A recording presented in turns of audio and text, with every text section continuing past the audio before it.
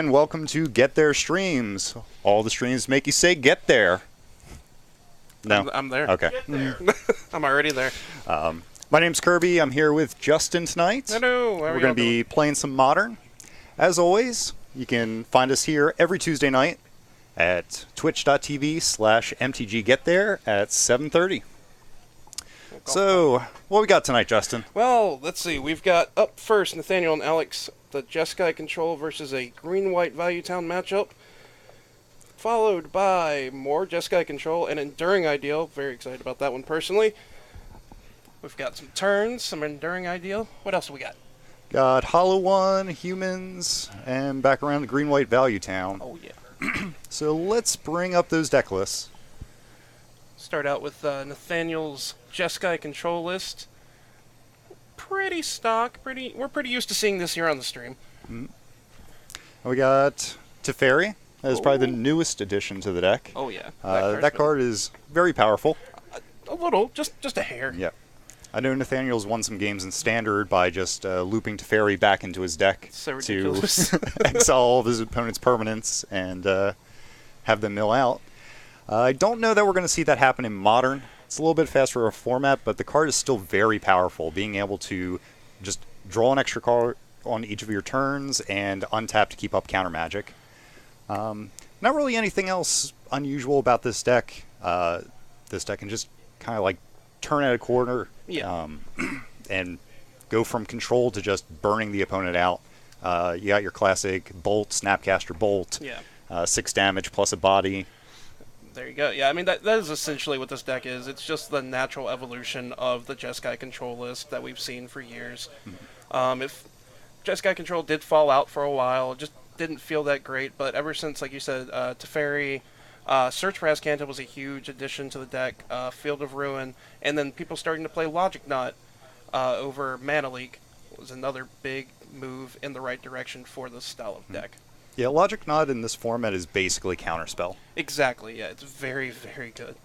Okay, let's bring it on over to Green-White Value Town. And this looks like a very Todd Stevens deck, if not exactly. It very much might be. All the way down to the single worship in the main, which is absurd. You might make a few Magic players scream a few profanities when they see that card hit the table, and they're like, "How? I guess I don't win anymore."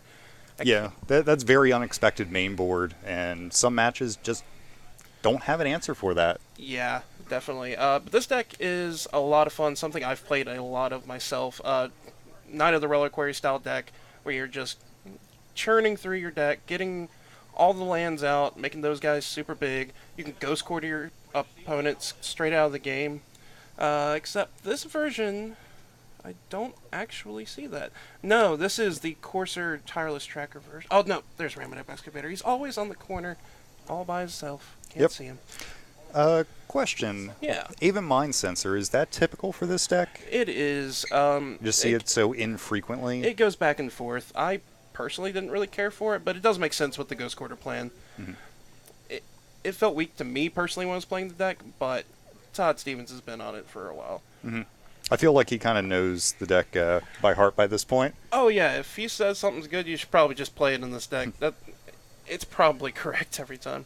All right, let's bring us over to the match. If you want to let them know that they can get started. Go ahead.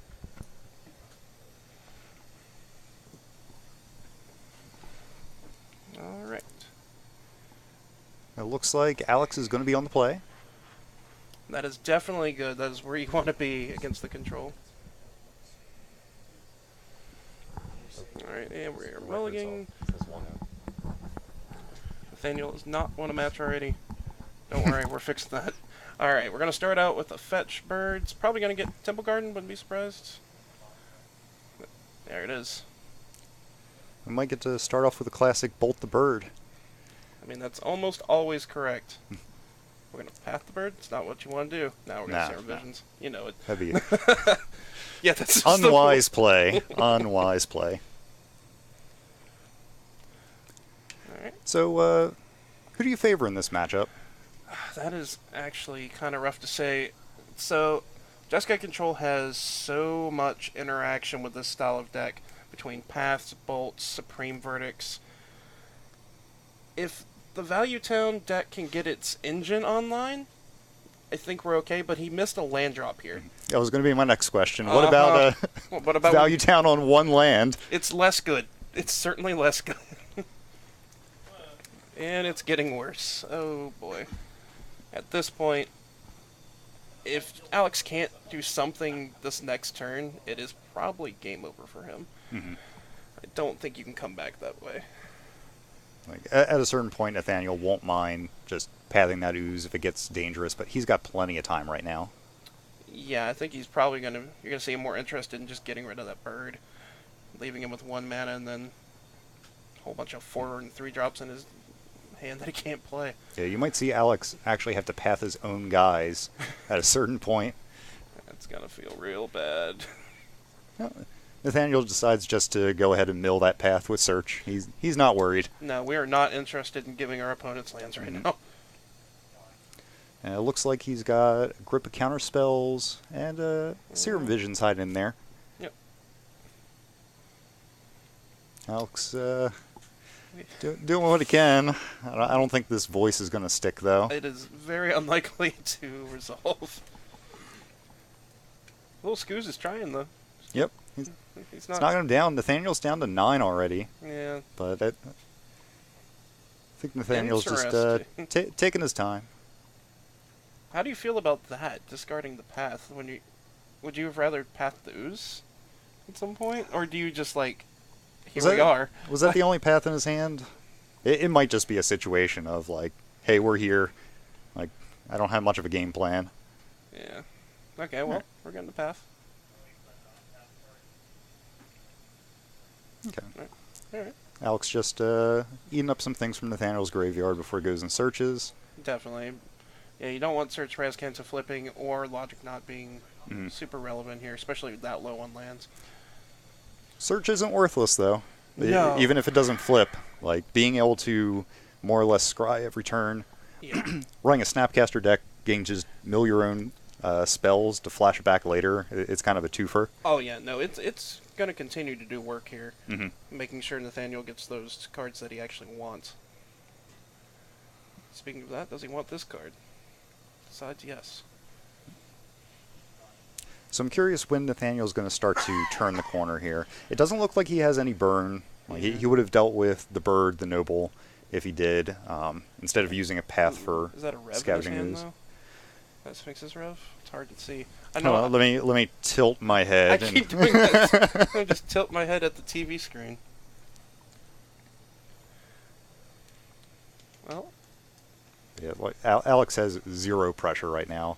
He does have a company in hand. He might be able to, well, he can attempt to establish some kind of board state, but Yeah. Nathaniel's just got counter spells in his hand.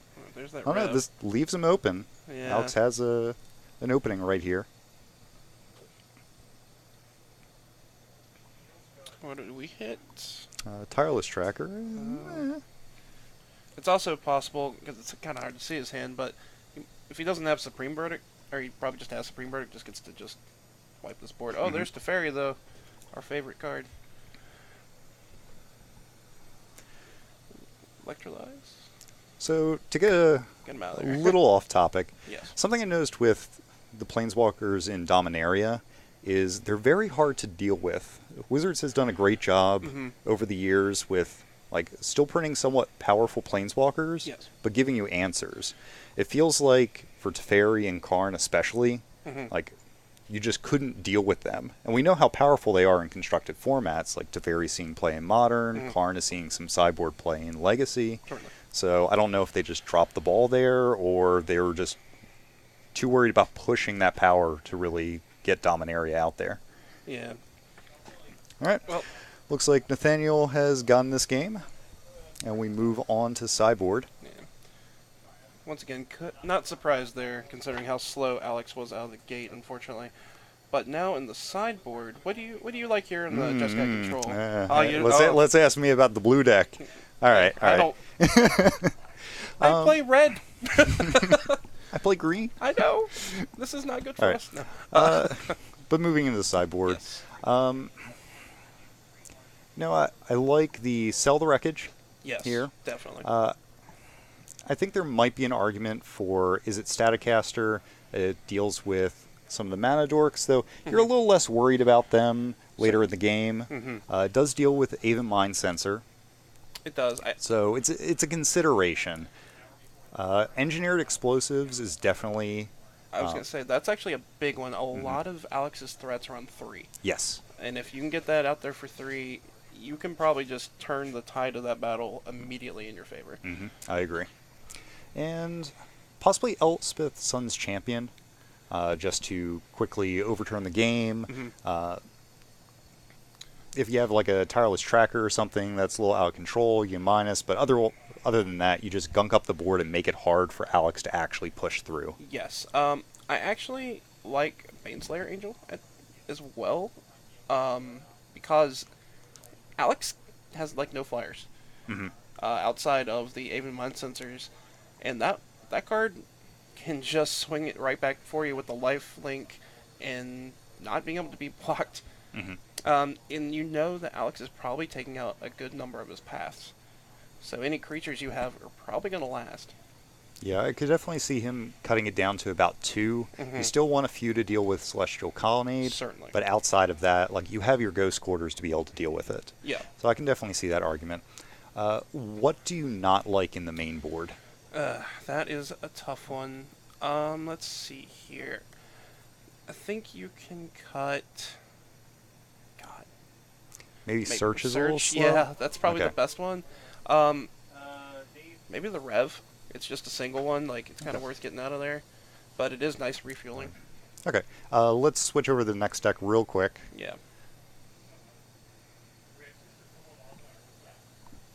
Okay. For this matchup, not really crazy about anything here. No, but Jukabog comes in to help keep Search and Logic. And yeah, there's not a whole lot else. I bring in Rexage just because they can hit Search. All right. But Let's move on to the match. It Yes. just got started. all right. Okay. So Alex starts with a turn 1 Noble Hierarch, which sets him up really well for his Courser. All right. Now this is the way to begin the game for Alex. This is what we were expecting game 1 and saw none of, unfortunately. Especially with that Knight right there on the top. That's going to be coming down. It's going to be a 3/3 right off the bat. Could be bigger. Of course, it dies to Path. But what doesn't die to Path? So Yeah. you just got to keep throwing these threats out there. That's Mind Sensor. That is a... Gosh, that looks weird. Yeah, the Yu-Gi-Oh card versions. Not a huge fan of those. No. All right, it looks like Alex decided to just swing in. He probably has a Collected Company. He has He's to. going to attempt right here. Yeah, there's no way he didn't have the Coco there. Nathaniel does not have a counterspell. Oh. Interesting. So we're going to see Aven Mind Sensor and Voice Resurgence. Ooh. Those are really good hits. Yes. It's like, when does this matter? So I think Nathaniel's going to deal with something right now before he loses the opportunity. Ooh, He is did bring in that Staticaster. All right. All right. But this does make his game plan a little difficult because now you can't interact on Alex's turn without Alex getting a lot of value. Probably see a path coming at that voice pretty soon if he has it, which I believe he does. It's right at the front of Nathaniel's hand. It looks like Alex is either holding up another Collected Company or just trying to play it a little safe in case there's a Supreme Verdict this turn. Yeah, I think you're right on that. Wish he would not shuffle so fast. It's so difficult to see. I would hope that he's going to have a Coco here, because I don't actually necessarily like the whole, hey, he might have Supreme Verdict here. Because, yeah, you have Supreme Verdict, you already have the voice, you're going to get a token next turn, you Coco then, get in for a few more damage. So they shortcut it a little bit in response to Nathaniel shooting the Noble Hierarch. In response to Alex putting a counter on his guys, Mhm. Nathaniel shot the Noble Hierarch. Yeah. So now we have a 3-5 Courser. Up there, arguing a little bit, not quite sure what's So- going on. Yeah. I guess Alex's plan was just, okay, I'm not going to overextend, but Yeah. if Nathaniel doesn't have the Supreme Verdict, I'm just going to pump my guys. Yeah, that's fair. And that's not a bad game plan at all. Gavany Township can really do a lot of work. Unfortunately, there, most of his board getting kind of wasted away, but You need a few more creatures to get a max value out of that Gavany Township. certainly. Like a 3/5 is fine, but I don't think it's any different from another creature for Nathaniel, especially once you're out of the 3 toughness range. Yeah, agreed. Alright, so we got another Reliquary for Alex, which looks to be a 3/3, I mean dead. No, he's got Oh, Ghost Quarter. Oh, sack your Ghost Quarter, right? No, he popped Horizon Canopy to draw a card. Oh, I'm sorry. Mhm. Let's see now. I was very confused. I was like, what exactly do you do? I would have liked to see that with the Gavany then, leaving the Ghost Quarter up in case of more, but here we are. Like that. Well, I guess it wouldn't have mattered. Couldn't have really saved it at that point. Okay. Yeah, Nathaniel's really holding on to this path That's just to deal probably with smart. something like another voice or a Kitchen Finks. Yep. Looks like Nathaniel's missing land drops, though, and that's really not good. Yeah.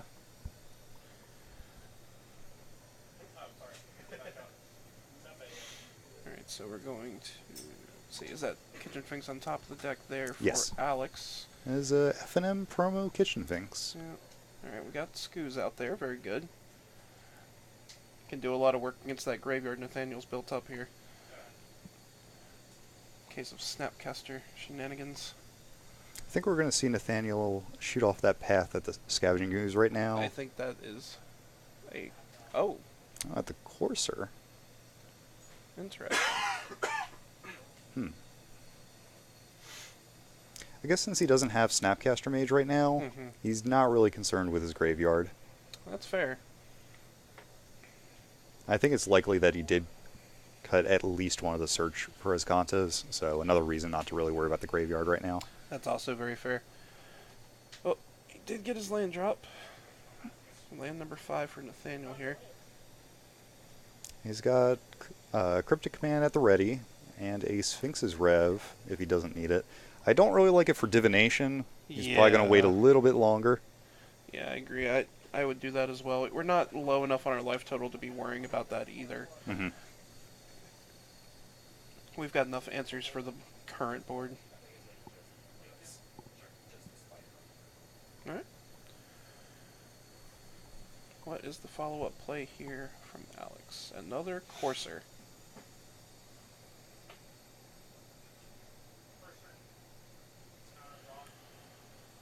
Nathaniel's going to counter and draw.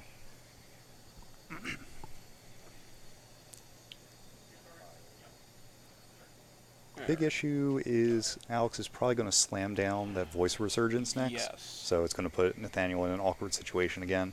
Definitely.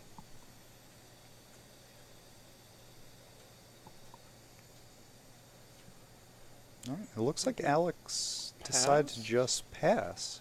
That's very interesting. Does he have a collected company in hand? Is he trying to play that game? I do think I like the play of just putting the voice out there first, though. hmm Like, if a Supreme Verdict happens, you still have a token there. Mm-hmm. Alright. We have Teferi, and Teferi's going to bounce the Scoos. But it does look like Alex has a collected company. So he's going to be able to just deploy that ooze again and swing back with it to kill the Teferi. Yeah. So not a great predicament for Nathaniel. Yeah, unfortunately, Teferi's really not going to be doing a lot here this turn. Which is really just because Nathaniel missed those land drops. Like, it put him a bit behind in the game. Mm-hmm. And that really hurt him quite a bit. Essentially the opposite that we saw game 1. Depending on what Alex hits here, like Mhm. he might be able to just start grinding Nathaniel out with Ghost Quarter. That's very true. It's actually... A lot of creatures. Got a Tireless Tracker, and he can put back out that Scooze. I definitely think I would see... Interesting. No Tireless Tracker. I personally think I would have went with that. Yeah, I Well- could see an argument. Well, there's another one. But I could definitely see an argument for Courser plus Tireless Tracker Yes. to be able to get max value off of it. Definitely. Or Scavenging Ooze plus Tireless Tracker if you are still worried about the graveyard, especially Snapcaster Mage. Yes. In both cases, he's going to be able to just take care of Teferi. Hopefully doesn't get greedy here. Yeah. I would definitely like to see just get rid of Teferi. Doesn't matter. Just like Like- now's the time. You got to get that guy off the board. It's only going to cause a lot of headache if it's around anymore. A one-sided Howling Mine that also lets you untap a couple lands. Yep. That's dangerous. Yeah, Oh, he is he got attacking. greedy, didn't he? He did. Uh, Oh, I definitely don't like this.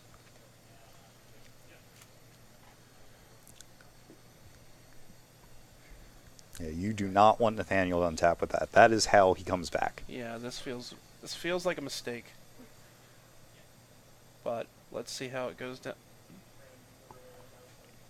All right.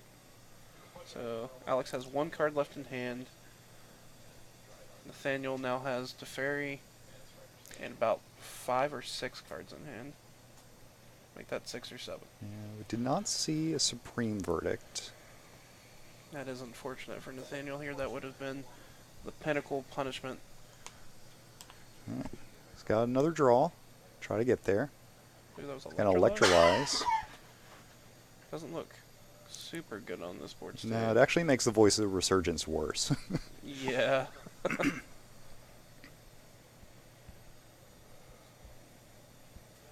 So let's see what options he has right now. He can Snapcaster, Mm-hmm. and then, well, he can't Path to Exile because Alex is just going to go ahead and eat it with the Scavenging Ooze. Yes. So the Graveyard isn't going to do him much good. Being able to put the body out there as another blocker is going to be able to help, Sure. but he's probably going to need to... We're just gonna rev for 2. I'm surprised he didn't float mana and He's then wait for just- Teferi's trigger there. Unless his plan is to untap and go ahead and use his Path to Exile that he still has in hand. Yeah. Or just No. scoop. I mean, I think the scoop's fine there. It's not looking like a game you're gonna win. Mhm. Ugh. Alex got very lucky that he did not get punished there. To be completely honest, that game could have completely changed that. Hashtag never punished. Right.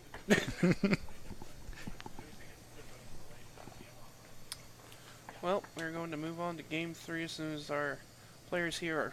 Oh, looks like we're going to do a little re-sideboarding. Shuffle up. So, with Nathaniel on the play. Mm-hmm. Shalrama, thank you for getting there. We appreciate the subscription. I'm glad you said his name. I can't say it.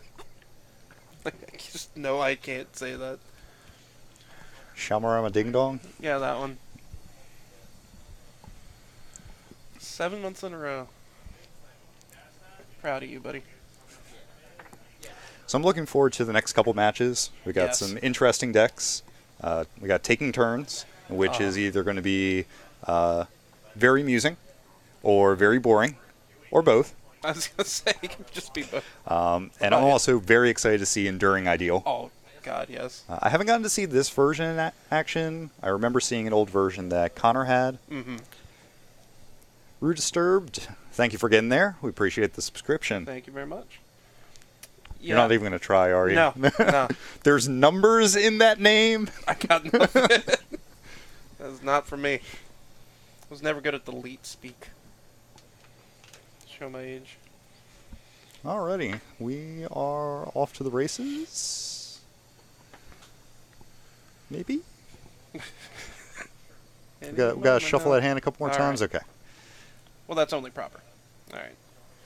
Alex does not start out with a mana dork. That feels bad here. But it also... Like, it does and it doesn't. Because Nathaniel very easily could have just untapped Bolt the Bird.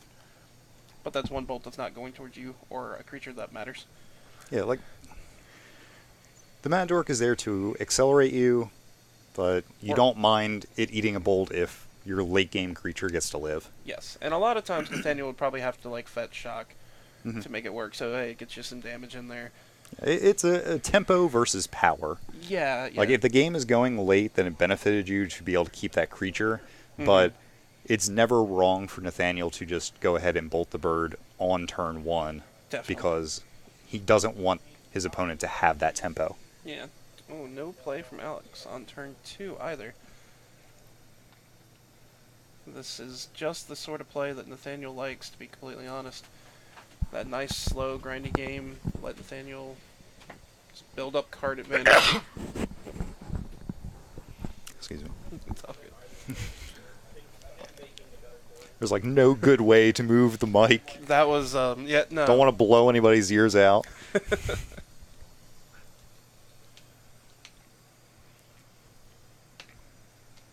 Nathaniel's just gonna hold up. Oh, Up. I do not have a Steam Vents. It's I don't nothing. know what Don't you're worry talking about about. Anything Alex plays here is just gonna get pathed. So Alex says, "I don't gonna play anything. Don't you Next worry level about them here. What you gonna do? Can't path no creature. it." Yep. Hey, look, little Birdman. Yeah. Birdman dead. You electrolyze that one.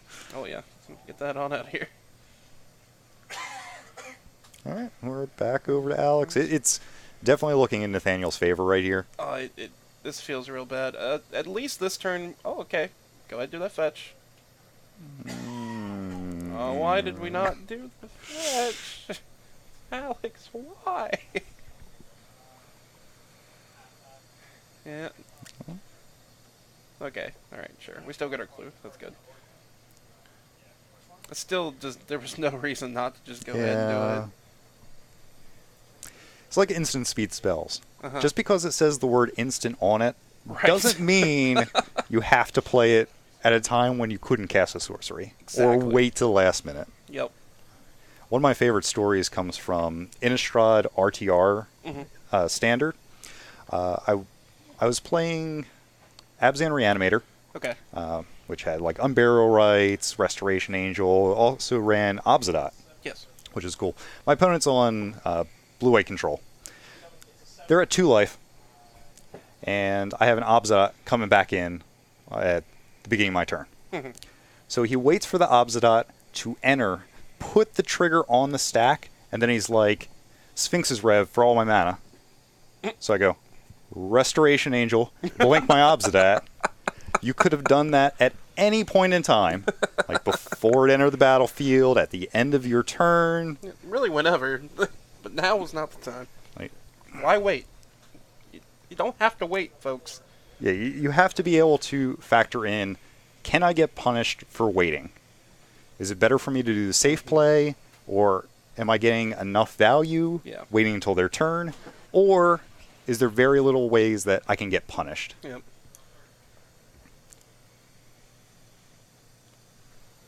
Alright, so Nathaniel went on the attack there with the Mhm. Celestial Colonnade. Alex Definitely got feeling a comfortable. lot of lands. A lot of lands. Many, many lands to his name.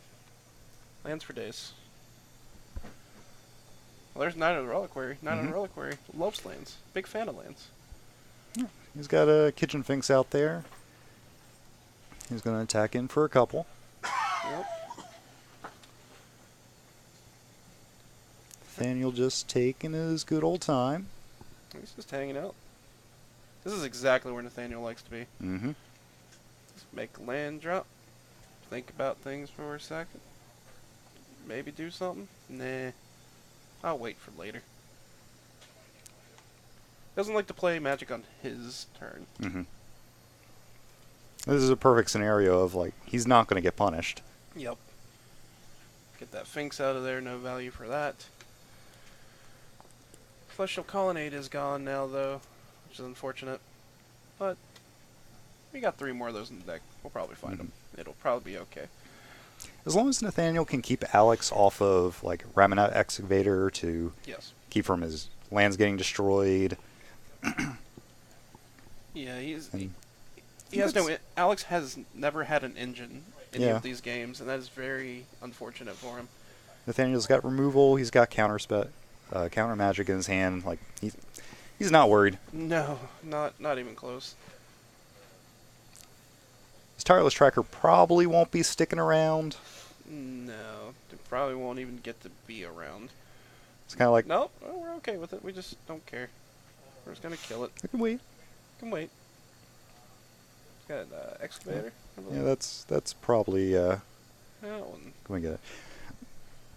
Oh, tap all the things. So I'm still not much of a control player, but one of the play patterns I regularly notice is typically you don't want to counter the first spell unless it's so threatening that you can't deal with it otherwise. Correct.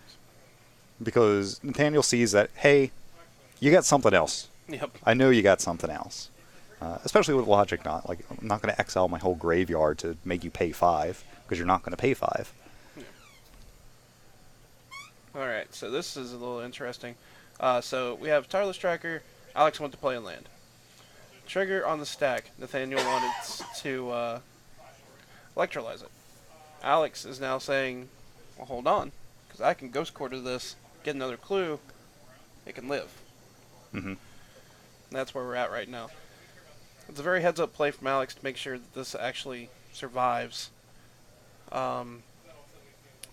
Now, it will survive this turn, but realistically, it's Ooh. probably going to die. I did not like what I saw in that bottom right corner.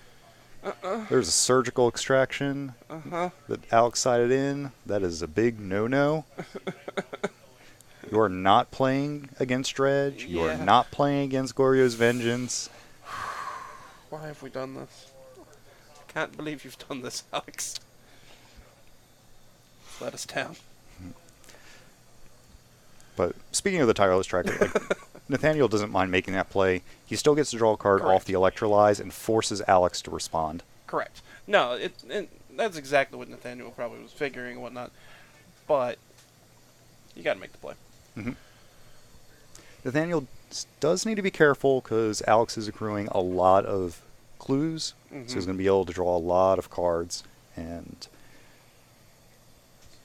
be able to just outvalue Nathaniel. Yeah.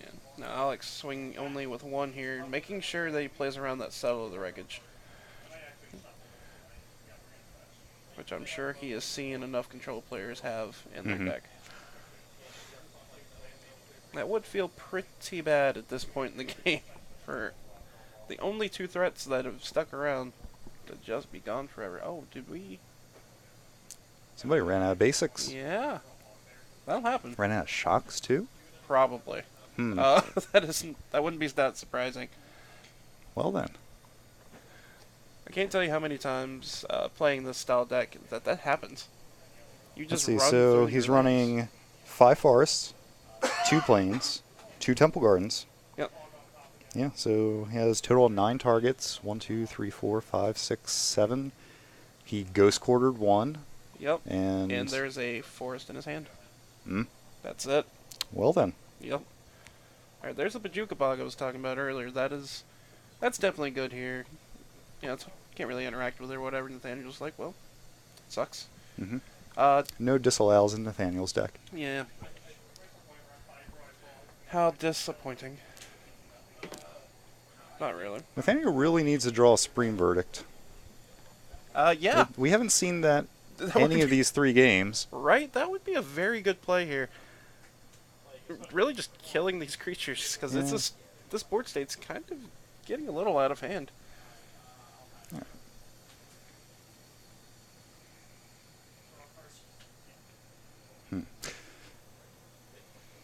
It's kind of funny. Nathaniel has the Field of Ruin, Yeah. in which is basically a strip mine.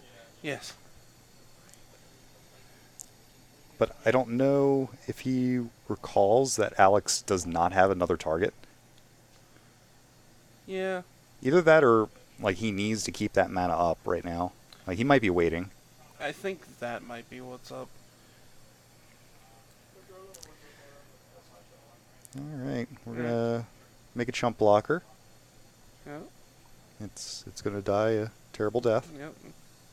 Nathaniel's gonna take 2. It looks like Nathaniel just has, like, Mana leak? mana leak And some lands? That is- Ooh. Alright. Oh, no. Yeah, that is unfortunate. Just flooding out there. Yep. Alright, well, Alex gets there 2-1. Look, there's that with, filthy surgical. Yeah. Alex gets there 2-1 with Green-White Value Town. So we're going to be moving on. We're still going to see Nathaniel in the next round against Michael on a During Ideal. Now this should be fun. Yeah, so let's bring up Michael's deck list real quick.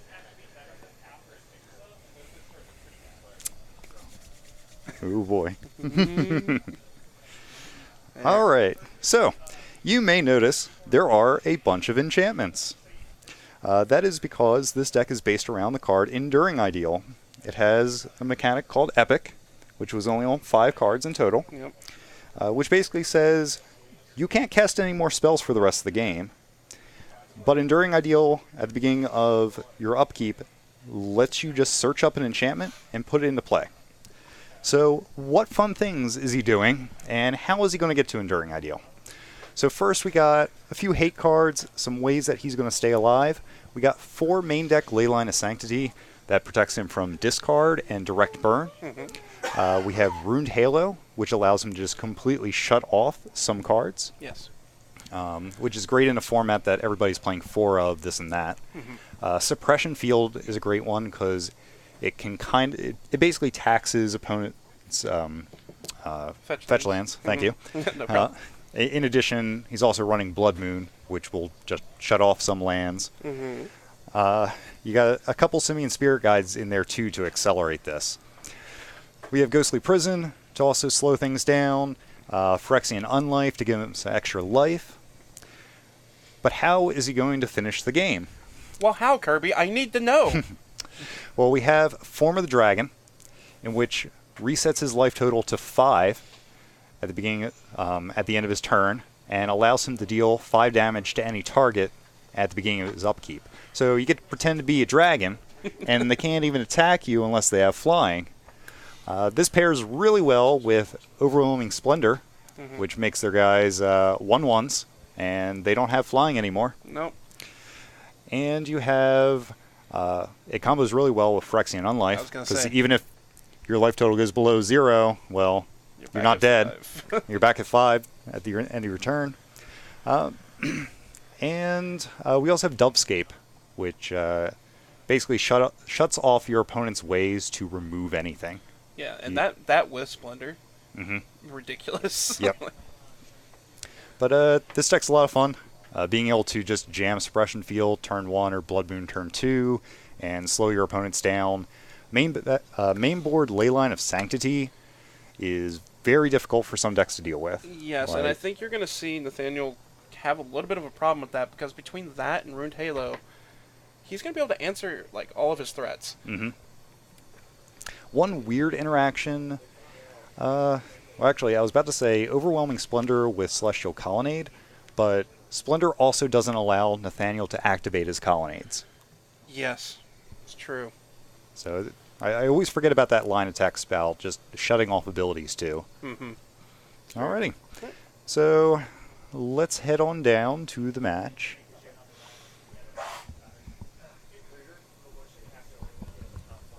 Let's also get those life total or round counters reset.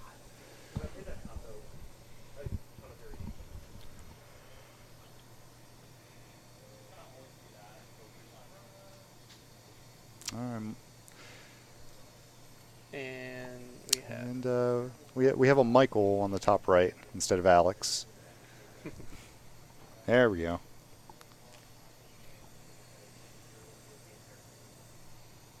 Alright, looks like Michael's on a mulligan. He scries to the bottom. Ricky. Alright, we have Nathaniel starting off with Serum Visions.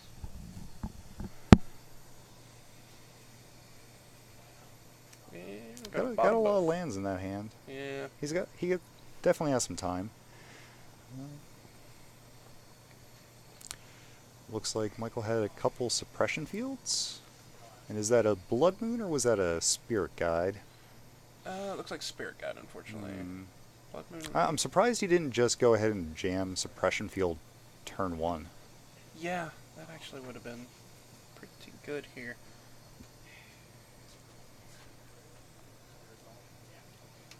Okay. Suppression Field does resolve. means Nathaniel just doesn't care.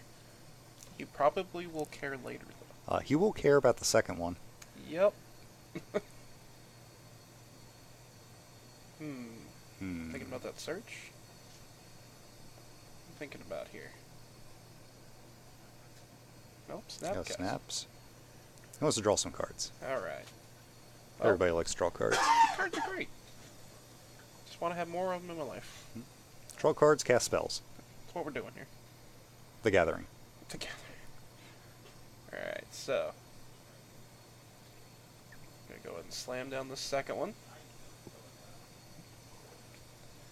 And I believe Michael drew Enduring Ideal for the turn. Still a little bit ways away from that. Yes. He also has another Nykthos, which he doesn't really want to see right now. No. That one is actually hurting him quite a bit. Alright, there's a normal land for us to play. That's a good start. Slowly getting there. He needs to get out some more cheaper enchantments to be able to build up that devotion. Right. Yeah, you really would have liked to see the ley lines at the beginning to really cheat in a lot of this stuff early. Which is why I assume he mulliganed to 6 in the first place. All right. But you don't want to go much I lower think than that. he's going to be playing a 2/2 for 3. Probably. This feels bad, man. Feels bad. Sometimes you gotta... No, Well, he's going to hold. alright, well. Here we go.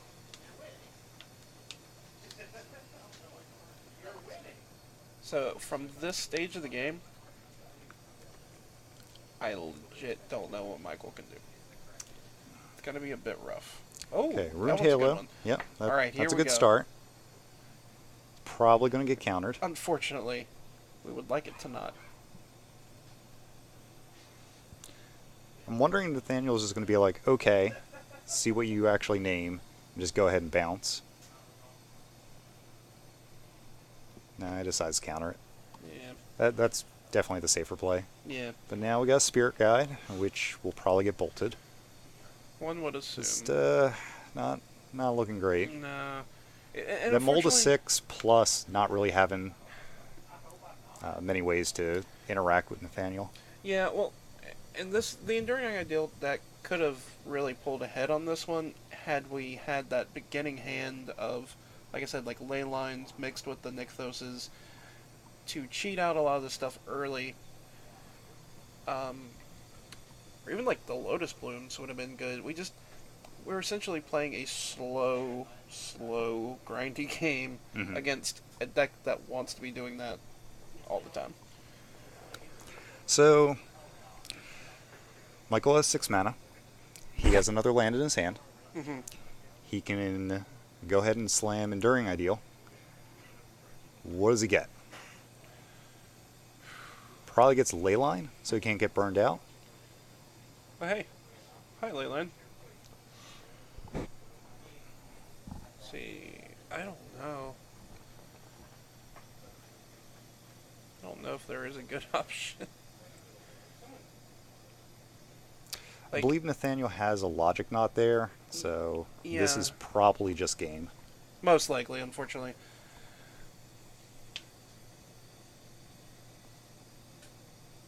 Nathaniel might just let it. No, Nah, you don't no, care. you just counter that. Well, why not? It'd be fun. No, I'm just kidding. Yeah. 4-1.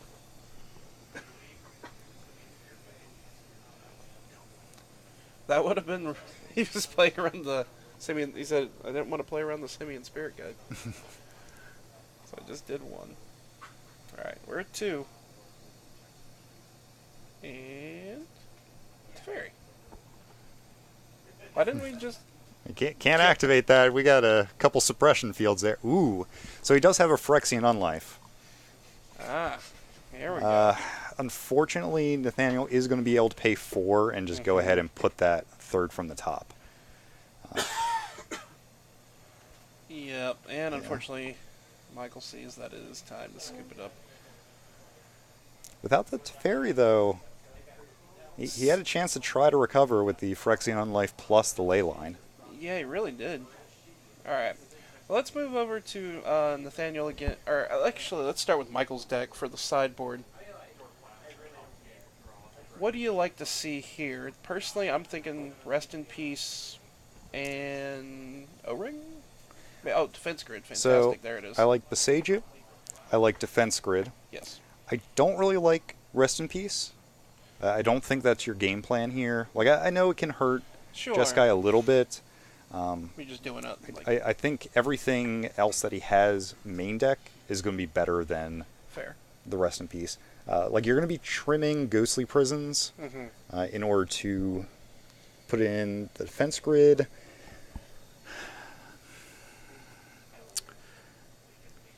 Maybe. Trying to think how Nathaniel wins this game. You win by burn. Yes. You win by Teferi. You Win win by Snapcaster, and you win by Celestial Colonnade. Mhm. You're keeping in the suppression field to deal with Colonnade and Teferi. Yes. And you got the defense grid to deal with counterspells. You had the Seiju to also deal with counterspells. Sure. And you've already got Runed Halo to also be able to help out against Snapcaster, certain burn, like you just name a burn spell. You've already got ley lines. Yeah. So I don't think there's enough of a reason for Oblivion Ring. Okay. Like maybe Greater Auramancy if you're worried about him blowing up some things with like Wear Tear or bouncing it with Cryptic Command. There's probably an argument there. But besides that, like Defense Grid, Beseiju, like definite includes. Yeah. I can agree with that. I think your worst cards to take out here, like you said, Ghostly Prison's one of them. Splendor is probably I think pretty bad. Sphere of Safety first, because it's the Ooh, more yeah. expensive one. Certainly. Being able to put out Ghostly Prison against Snapcaster Mage will slow them down. Yeah. All right. So Sphere of Safety, Splendor, and maybe one of the Unlifes. I don't know. Unlife's kind of good. I don't know about... I'd like to keep Splendor in as a think? bullet, because it also shuts off the Colonnades. It also shuts off Teferi. Yeah. That is true. Yeah. Okay. Well, let's Move on to Nathaniel's deck. now here. We got the Wear and Tear. Yep. We got the Negates. Yep. We got Engineered Explosives. That's actually not bad on like 2. Yeah. That is. I'm also curious if there's an argument for Vanillion Click being able to pull specific answers out of Michael's hand and being able to just beat in the air for 3. Yeah, you just it's essentially a race. You just want to like get there before they're comboing or whatever. I can agree with all that. I guess from the main deck, like you're not as interested in the. There's no path. You don't want Path to Exile, period. Yeah, you don't need paths. Electrolyze is actually fine. I don't know. I would cut down on some number of burn spells. Like you're just like less interested in that plan in case he just hits all the ley lines, and you want to just kind of move to the like the Snapcaster, Vendilion Click, Colonnade plan. It might be a situation though that like he's already pulling out 4 Path. He's Yeah. probably pulling out 2 Supreme Verdict, and I'm liking Elspeth, Wear and Tear, 2 V-Clicks, 2 Negates. Yeah. That brings us up 30. to 6. Yeah, And Engineered Explosives. So I could see trimming something there, like maybe trim one of the burn spells. But yeah, you're right. Just all these creature kill things don't matter at all. Okay, let's head on down to the match.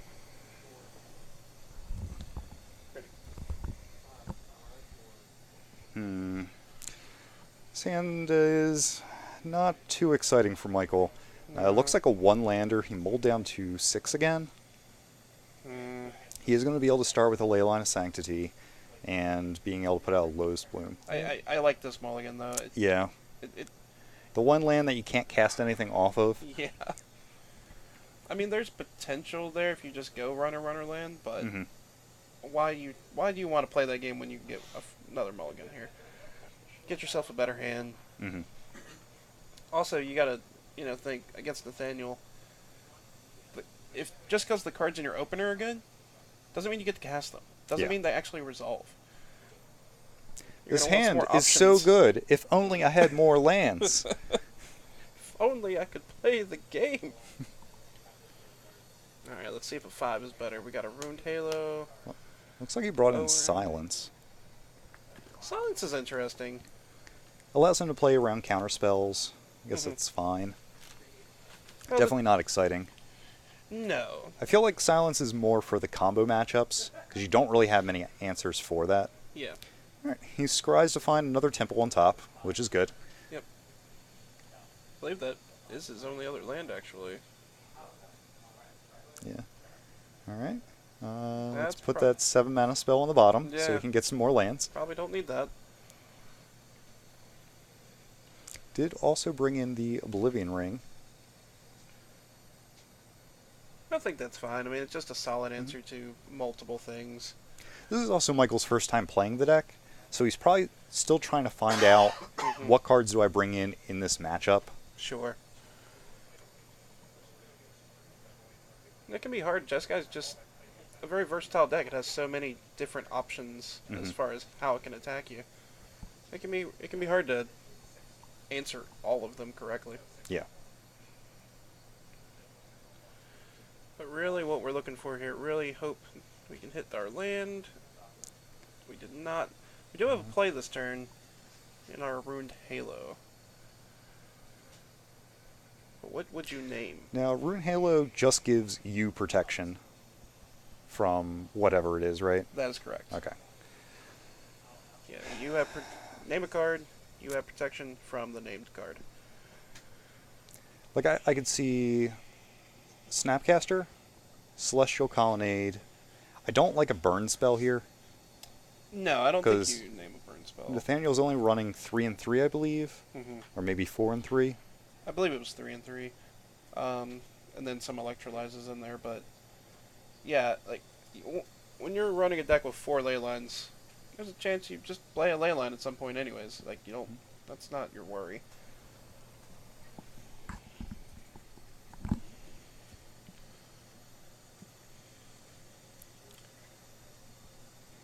Alright, gonna fetch on down. Probably another Serum Visions for Nathaniel here, I would assume. Yep. Drawing cards.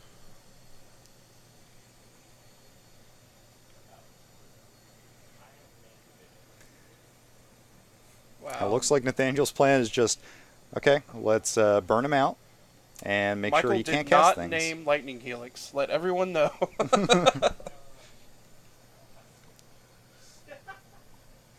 Alright, let's draw another card. Scry another couple cards. Michael here, unfortunately, just not hitting lands. Not even hitting land accelerant, like, or mana accelerants, anything. Ooh, okay. So, we can put out that Phyrexian Unlife. If I can have this. Nathaniel just says, I have so many burn spells and ways to kill you. I don't mind 10 more damage. It's cool. I got you. And/or I'm gonna bounce that with Cryptic later, and then you'll die. The choice is Except if he plays another one. dun dun dun. Like, I don't think he does anything. We got a Lotus Bloom. All right. Are you disturbed? Cheered times 200. Thank you. Michael's like, yes, put one of them on the bottom. I would love a land. I mean, yeah. Do you care? Do you? Yeah. Just get that out of here. Like, I don't even know if I would have done that. What do I care? You don't show him. That would, look what I drew. Oh boy. All right. All right, we got another land. All right. We got another Lotus Bloom. Neat. Can try to O-ring this V-Click. See how it goes.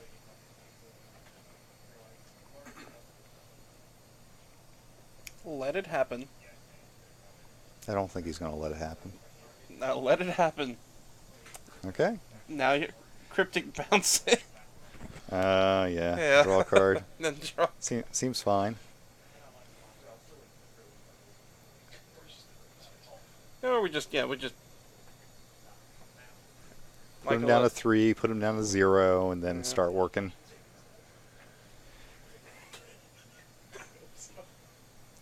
We have just a bunch of counter spells from Nathaniel here.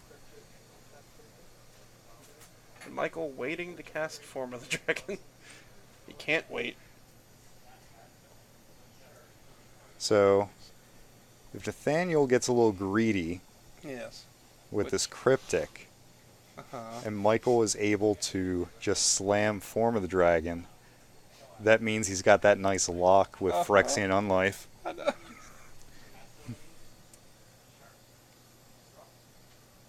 Let's see what happens. I don't think it's going to happen. I think he's got to slam it. Oh, you most certainly have to slam it. What else are you doing? Come on, a slam. Form of the... No. Uh-oh. Is he just going to double bounce? Yes. Yes. Yes. Yes. Of course yes. he is. Alrighty. So Nathaniel gets this one 2-0.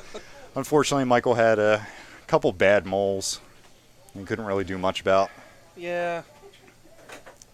We're going to need to get our guys to shuffle better or something. That's happening a little too often tonight. Yeah. Is there a clash you But can go to for that? next up, we get to see some taking turns. Let's. I've seen people take turns before. What's so different about this, Kirby? Do we got a turn counter? We need a turn counter. Chat, you are our turn counter. Someone has to be in the chat just giving us how many turns. Yeah. But let's bring up Sean's deck. Start talking about how many turns he can take. Well, it's really not even about him taking turns. He doesn't want his opponent to take turns. Mm-hmm. He doesn't want to put that stress of playing Magic on his opponent. And he wants to draw cards. Yeah, that's all he wants to do. Take some turns, draw some cards. Yeah. Take some turns, draw some cards. Yeah, he's then you gonna- take some turns, then you draw some cards. He is. He's going to draw a lot of cards using cards like Howling Mine and Dictator Crewfix. Mhm. He's going to take those turns with Temporal Mastery, Part the Water Veil. You also have some pseudo turn taking in Exhaustion, which is just going to tap down your opponent, so they can't really cast anything that turn. Yep. They'll still get a draw step, they'll still get to play a land, but they're not going to be doing much else. No. And Gigadrowse to Yep. be able to tap down all their stuff too. Yeah, and essentially, I guess what's the win con here is pretty much just Jace or beat down with Snapcaster or just mill them. Jace or beat down with Temporal Mastery kicked. Part the Water Veil. Okay. Or part the water rail, I'm sorry. Yeah, that's right. Because I'm that guy, staring at Temporal Mastery. it's with Awaken. That's what it Awaken, was, yes. Yeah. You know, They're all kicker. that's fair. It's just other words for kicker. It's so very true. There you go. Make a 6/6. Beat him in the face. Yeah, Sean wasn't sure about this version that's splashing black. Like, you get 2 Fatal Push, you get Collective Brutality, you get a few things in the sideboard. Don't know if that's really enough to play the black splash. Yeah. But, Also, like, Push isn't going to do anything this matchup. no. Brutality I don't think is going to do anything this matchup either. Also, had it just been mono blue turns, could have been U turns, Mm. and that's enough for me. Yeah, there you go. So yeah, this is just gonna be a match. Right. But let's go ahead and head down to the table. Head down to the match. Yes. Sean is very eager to take some so turns. very eager. He can't wait. All right. Looks like Michael has a full grip this time. Well, minus his land drop, but Sure. he got to keep 7 this time. He does. I think he got to scry a land to the top. All right, Sean. Not used to playing Seer Visions. Apparently, he just goes, "What does this do?" He wants to preordain so bad. That's all he wants to do in life. All right, Suppression Field. This one's not going to be as good in this matchup. No. It'll slow down the Jace, but that's about all it does. I don't believe Sean's playing any fetch lands in his list.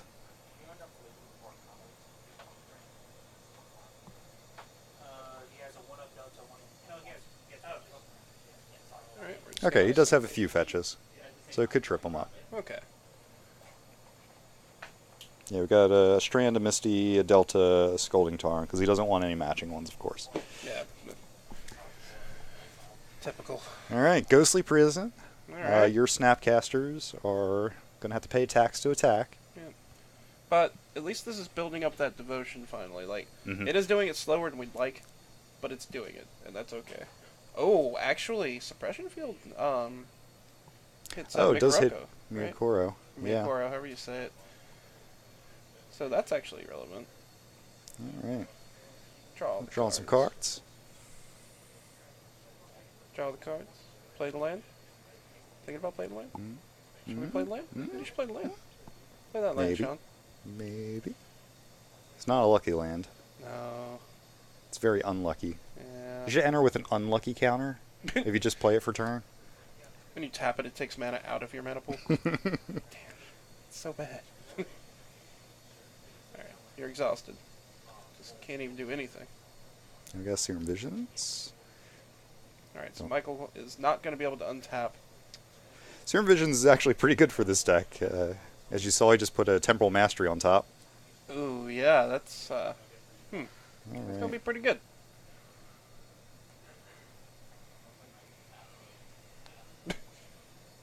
Plays Alright. extra tap land. Tick. There it is. Take it to turn. I'm disappointed, Sean. He is an old countertop player. Right? Yeah. He should know these things. He's played some Portent in his days. Yes. Got another unlucky land. Yep. And a Howling Mine. Okay. Alright. And Sean gets to take another turn. Draw some more cards. And here we go. And he's got...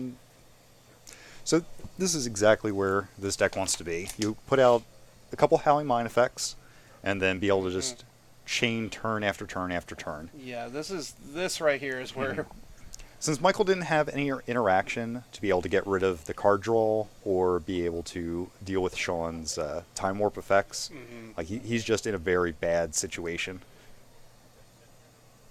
yeah, it's pretty crazy how like that one extra turn has now what is he on his third extra turn already? Yeah. It's ridiculous.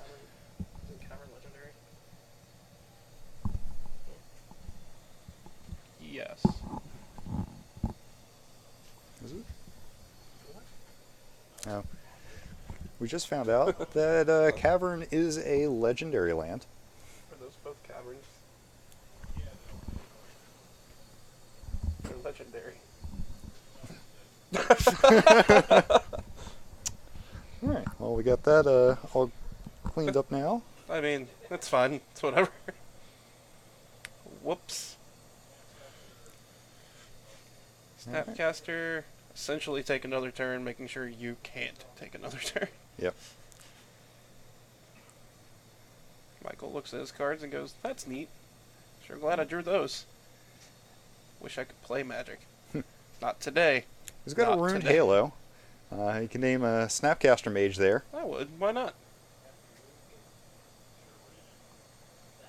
Heck yeah. Guess who's not attacking today? Oh, it can attack all at once. True, but it probably won't. Probably won't.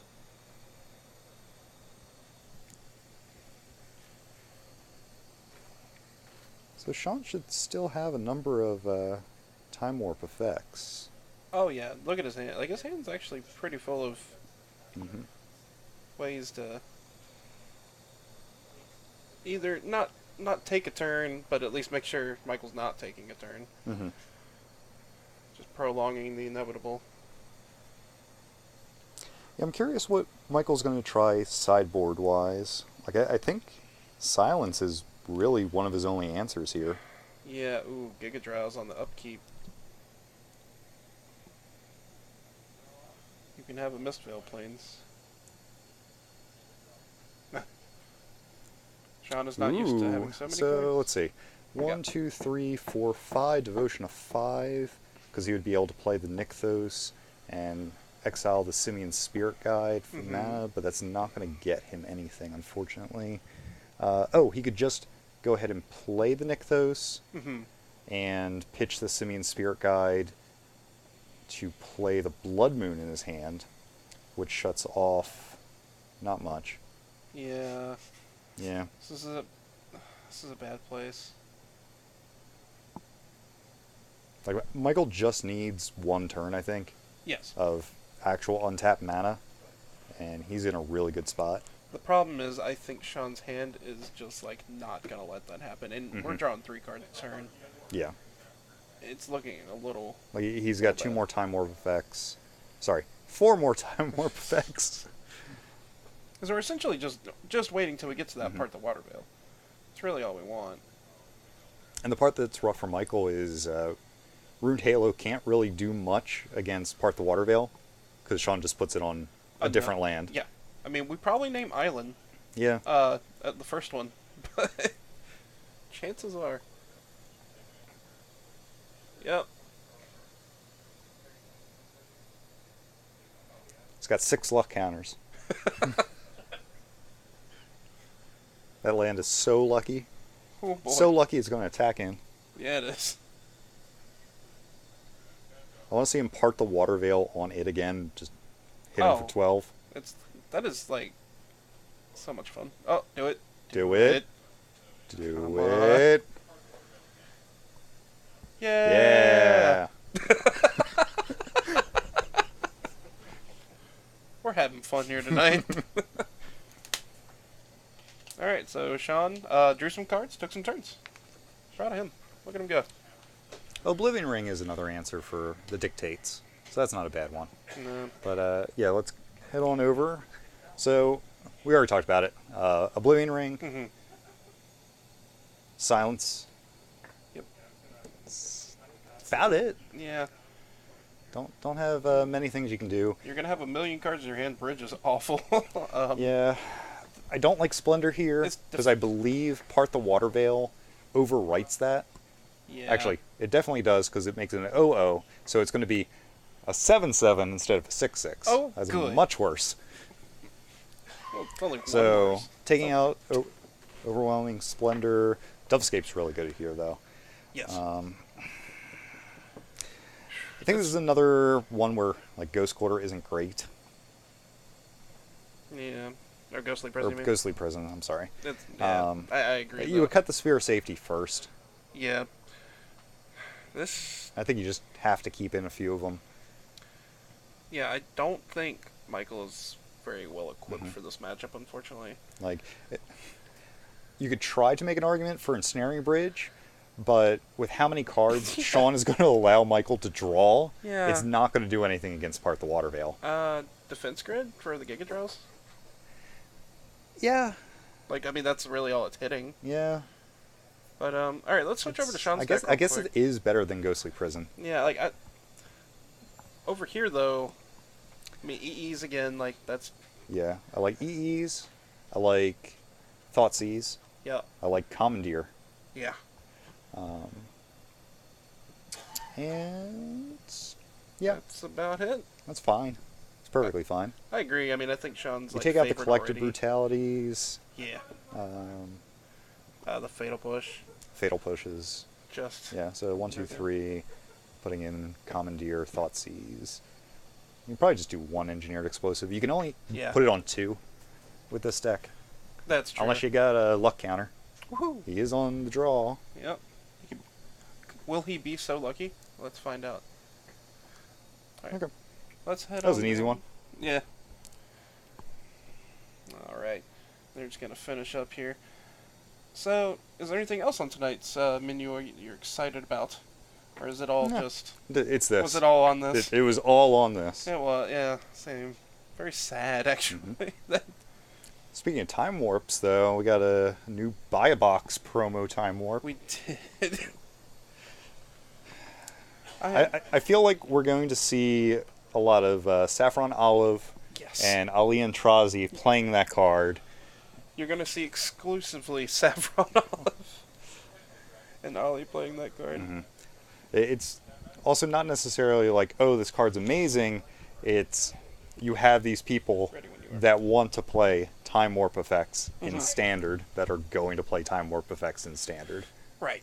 And then you're going to have it jump in price because next day, hey, Saffron Olive was doing this sweet thing. I want to do this sweet Well, thing. it's Seth, but Yep. he's better known as Saffron Olive. Probably better known as Saffron Olive. Wonderful. In modern. In modern. Here with the I'm sure sweet half the deck chat deck. hates us right now. The other half is Saffron Olive. Just like, I'm here watching the stream. Dak. Come on, Dak. We got there. We got there. Are we Sorry. gonna get there? Can we get a soundboard? That's what we need. Probably better known. Modern.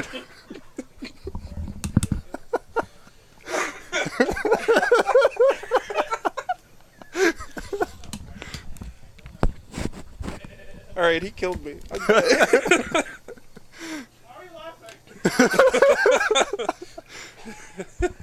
Laughing at you. Uh, All right. So, got a suppression field down. We got Lotus Bloom on suspend. yeah. Sean decided to fetch because he does not want to pay the tax later. No, it's probably smart.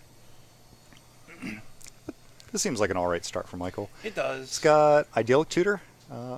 Let's hope he has another land. That's the only real concern right here. Yeah, that seems. Oh. Uh-oh. Oh. Uh-oh. Well, it's going to cost him 4 to crack it.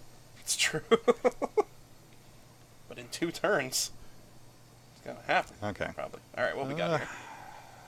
Man, that's awkward. Oh no, we have pseudo land in the name of Simian Spirit Guide. And Uh, oh, I don't know. not sold on that. Like, he does have... Well, next turn we've got the bloom. He's got the Bloom. He's got a little bit more devotion. Maybe he can draw a land here. That's the opposite of a land. Yeah. It is. Okay, so... Pop Bloom, Idyllic Tutor plus Ruined Halo? Eh? Ugh, I don't think Michael's going to mind drawing extra cards here, so... that's true. Yeah, that Nykthos not being a plains right now really hurts. Yeah. But then again, it's possible with another land Nykthos starts getting really good here soon. So this is... Alright, draw a couple. That's still not Come lands. Dak! Come on, Dak! Dak. Alright. Well, Time warps are going to begin. yeah. The old F6 button has been hit. And here we are.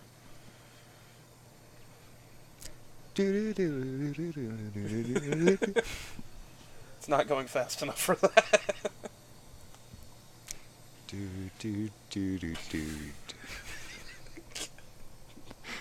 Sorry, still too fast. Dude. Dude. Dude.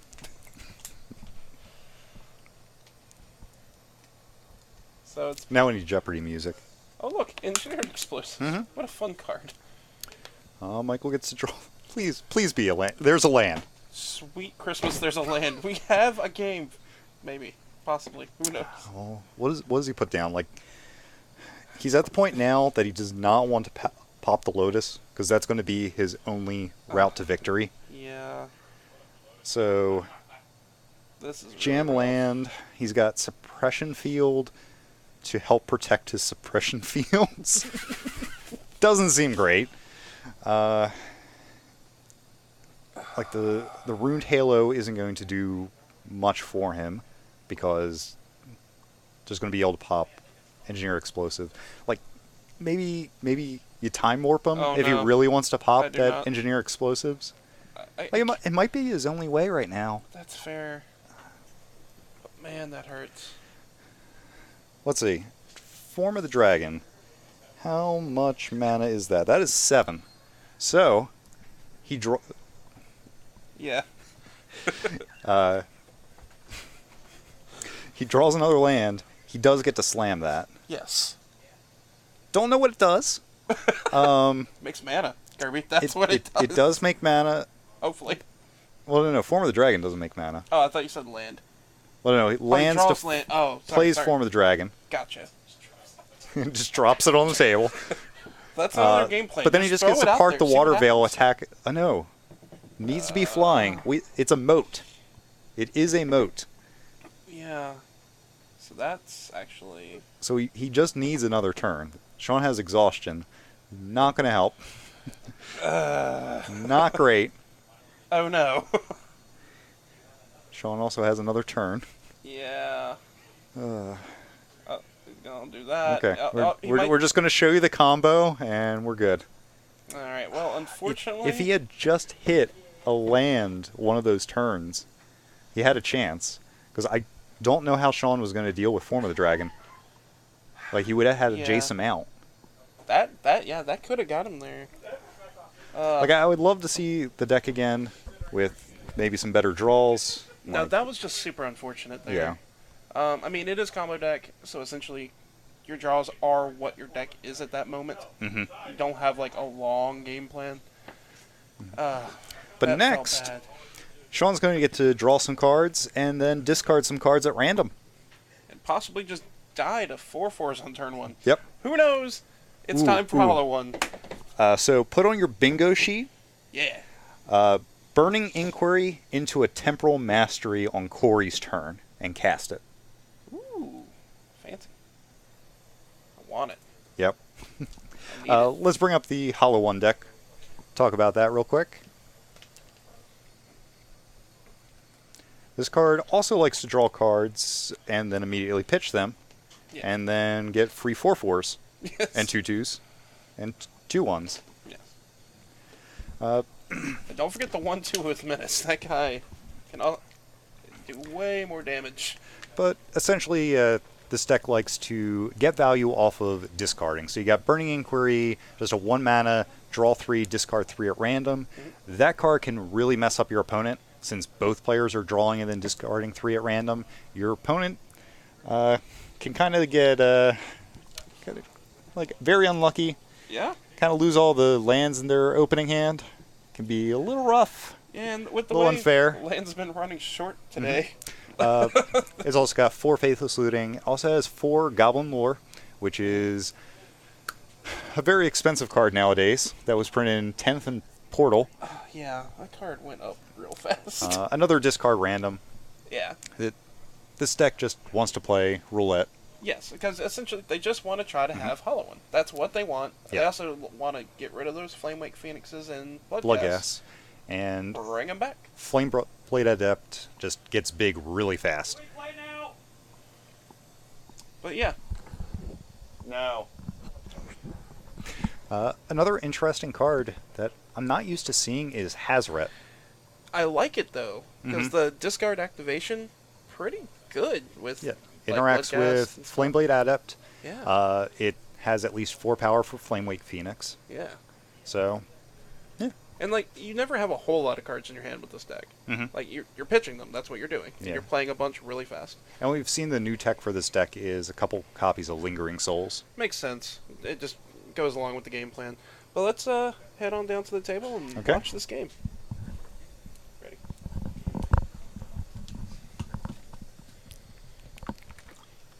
Oh, excuse me. Goblin Lore was also printed in Starter 99. Oh yeah. Of How course can it I was. forget about that classic set?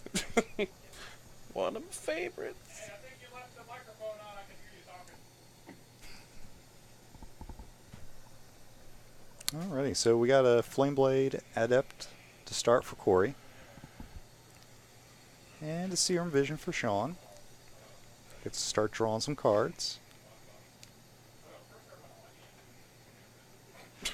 Sean still does not know the difference between Preordain and Serum Visions.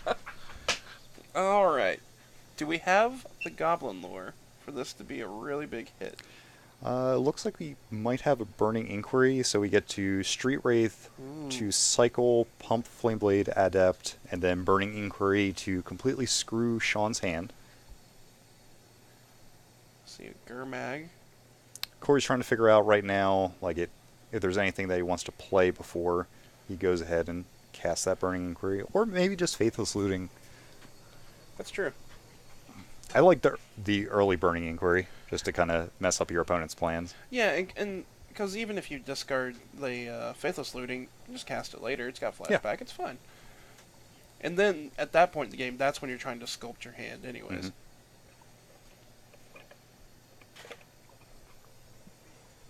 All right, we see the Street Wraith first. Then, yep, Yeah. on the Burning Inquiry. It's time to play roulette. Are you a fan of looking at the cards before or after? Like, After. yeah, all right. Now, completely blind. Yeah, just see what happens. Good luck. All right, get rid of those. You can have those. You. Now, Sean, on the other hand, especially in later turns, Yeah. should be looking. Yes. But it looks like Sean did have to discard 2 of his lands. Unfortunately, our Gurmag is gone. That's fine. He's got a Faithless Looting to pump it 2 more this turn. Yeah, it's probably going to be pretty good. Maybe we'll even find us a hollow one to just play for free. That'd be sweet. Mm-hmm. But he's going to be at least swinging in for 7 this turn. On turn 2, it seems fine. Yeah, just, Reasonable value. it's fine. You know, with Menace, so even if you had like a blocker, no, Mhm. you can't even do that. Get out of here. Shouldn't have tapped that land, Sean. Should have held up with like a paper snag or something. Unsummon that guy. Get him out of here. Well, he has Snapback, which allows him just to exile Yeah. a blue card from his hand if he really needs to bounce it. Oh, that's right. That is like a 1-of in there. Then. Yep. That's sweet.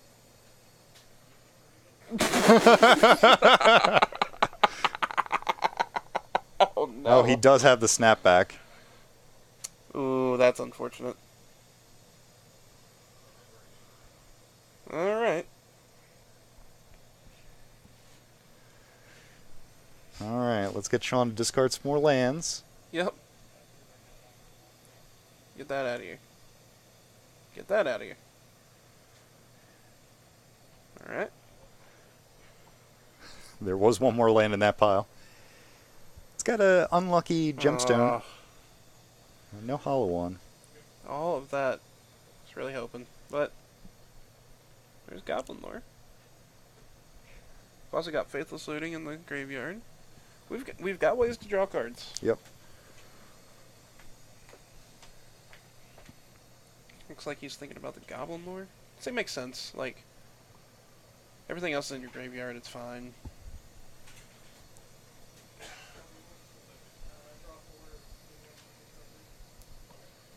Alright.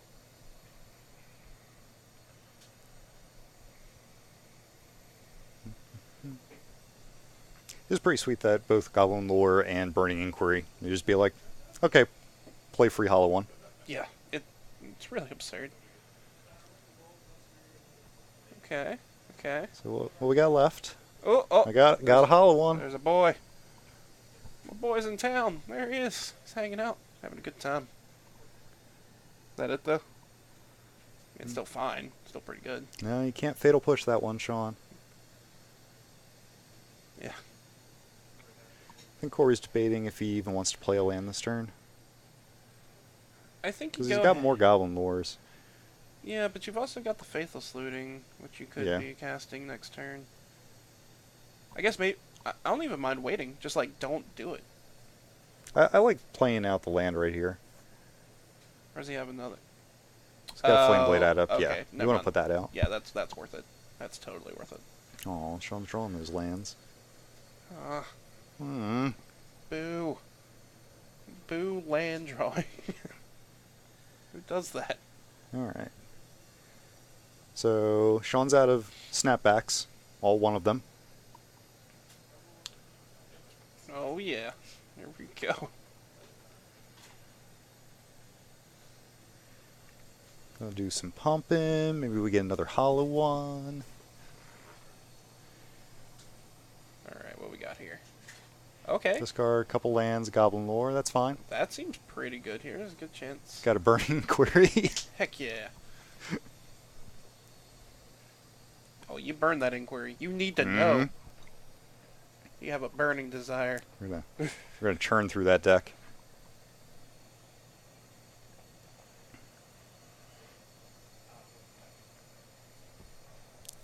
Yeah. Do it. Do it, do it, do it, do it, do it, do it. Yeah, you want to go ahead and play the land pre-combat in case you pitch a Flamewake Phoenix. Yes. No, that makes a lot of sense. Maybe fetch first. I don't know. Aw. Stop doing that. Stop killing his stuff. God, just let him have fun. Let him enjoy it. happen.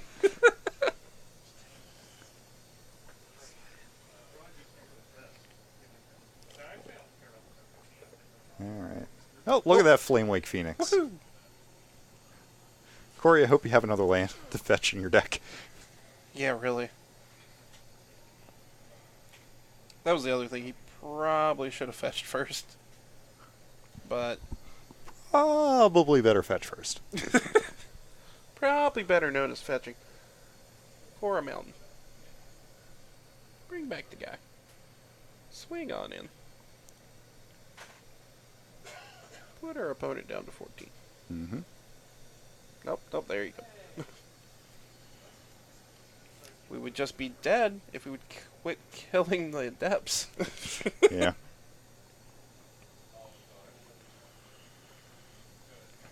Oh, Corey's so tired. He's exhausted. I mean that's fair. He's had a powerful few turns. Now's not the time. Like, just calm down. It's fine, Corey. Everything will be okay. Do you cycle this turn? Just wait. No, you wait. You definitely wait. Yeah. It doesn't really do much. Yeah. Yeah, because next turn, like, You Faithless Looting first. yeah, That gives you another card to put in there. definitely. He's like, alright, Now you messed up, Sean. Didn't take an extra turn. should have done that. Like, he's got a few options here. Yeah, I do like Faithless Looting first. Mhm. But we'll do this anyways. It's also fun. Yep. It doesn't really matter.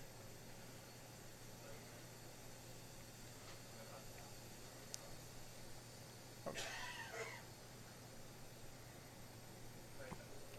So option 2 Yeah. is he also has Lingering Souls in there. It's true. But he hasn't played a land return yet, so Mm-hmm. go ahead and do the looting. Oh, there we go. We got another Flamewake Phoenix Oh, that we can bring out. Even better. Why pay 3 when you can pay 1? Oh, Or, some blood gas. also fine. That's fine. Seem good. It's like, what's in here? I don't remember. It's only most of my deck. I kind of like this turn. He should have pitched one of the Flamewake Phoenixes that would allow him to attack with it this turn. Yeah. 'Cause- That would give him a total of 8 damage. Mm-hmm. Because he's not going to be able to attack with blood gas right now. Yeah. Well, yeah, no. Like, it'll still put Sean at dead if Sean isn't able to interact with any of them. Sure. But it feels safer to just wait, bring back the blood gas Mm-hmm. once they have haste, and just Yeah. get them. I guess he really wanted to cast this, We Souls. might have a Giga Drowse here, is another worry. Yeah.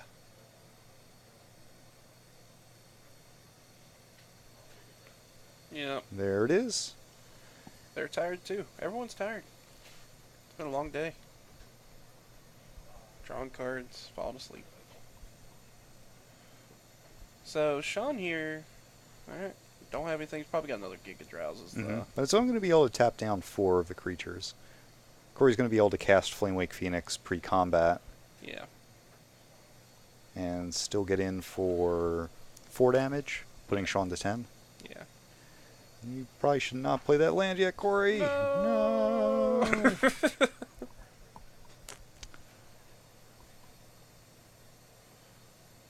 Oh, Okay, that's never fine. mind. Makes sense.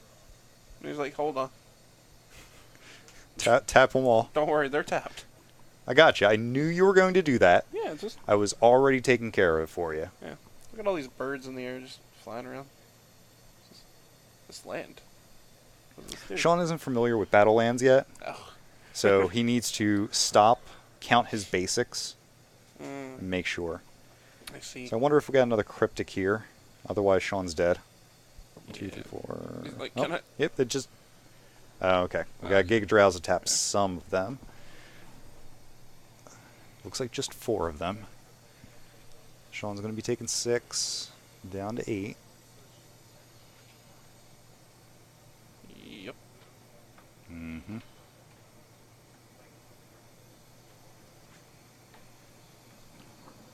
We got Goblin Lore. Goblin Lore. Mm. Maybe he can hit a burning inquiry.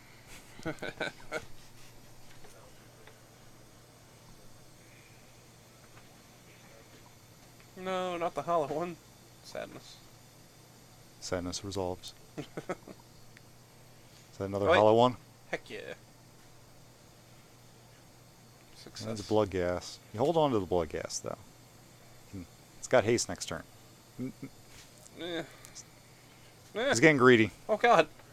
Like, Sean doesn't have any board wipes. He That's doesn't have actually true. any way to bounce it, so I guess there's not much he's got to play around. Yeah.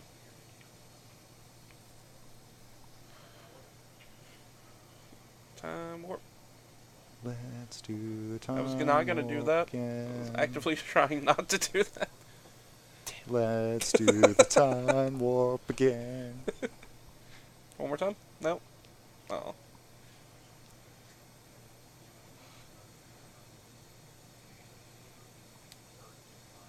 It's got a couple dictates. Cool. Neat. I don't think he's gonna make it out. I don't of think here they can alive. block. I don't think they can. I don't think it's gonna work. They can have this. Oh, it is a part the water Oh, veil. that's a My little better. mistake. It's a little better. All right. Gets to draw 3 cards. Oh boy. He's- Is he gonna turn this around? He's trying. He's got an exhaustion. I mean, there's a good chance he can. Exhaustion's going to Nope. no. Oh, so Corey had 2 spirits, Bloodghast, and Hollow One still untapped. Gotcha. So he had lethal on the board. Gotcha. Exhaustion wasn't going to be able to do anything. Oh, okay. All right. It looked like just a mess So- of cards. I couldn't tell which one. Cyborg time.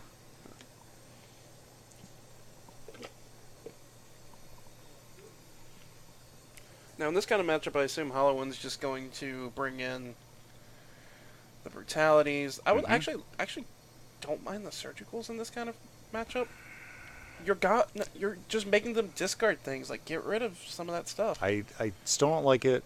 A bunch of the time warp effects Yeah. exile themselves anyways, so it's not going to do much. Well, no, but since Yeah, you're you're trying to, like- querying them, I know. I know you're trying to double I know, up I'm there. trying to be cute about it. I know. Stop being cute about it. Fine. Put in Lily. It's also probably fine. Lily's really good here. Lily- Brutality and Lily are very good in this matchup. I don't really like the Tassiger. Nah, You can probably cut the Hazaret too. I think you do. Yeah. And That's you want like what 2 more? So the souls were fine. Like, having more creatures makes it hard for Sean to Giga Drowse. yeah. You might be able to just trim on something like Lightning Bolt or Goblin Lore. I think I like a bolt and an angler maybe something like that. Yeah, Bolt and Angler's fine. All right, let's take a look over at Sean's deck real quick, and let's see what we like over here. Chalice actually is a pretty good one. Chalice seems perfectly fine. We got Thoughtseize. Thing in the Ice actually can be pretty good here. Just like It doesn't block too much. Like, it blocks the Bloodghast. Yeah, but- it does not block the Adept because it has Menace. It right. does not So block the good. Hollow One well. So no, it's like- awful. It's actually yeah, awful. like you can flip it. I think this is where I like the Tassiger Sure. because it Cool. does block the Hollow One. It does block the Bloodghast. yes. He this deck can activate it. Hollow One cannot Right. with its mana base. And yeah, like maybe there's an argument for brutality, be able to kill an adept, drain them, pull one of their discard spells out of their hand. It's kind of weird, Yeah. Yeah. but it's not nothing. Yeah. This one seems a bit rough for Sean. Mhm. But Like maybe the argument is you just pull out the commandeer and you pull out the brutality from the main deck yeah. to be able to put in Chalice of the Voids. And snap it back. Yeah. Yeah, Yeah. No, I That's fine. agree with that. I don't know what else you do here. but yeah, Chalice is going to be able to hurt Corey enough. Alright. Let's see if the table is ready to go on to game 2.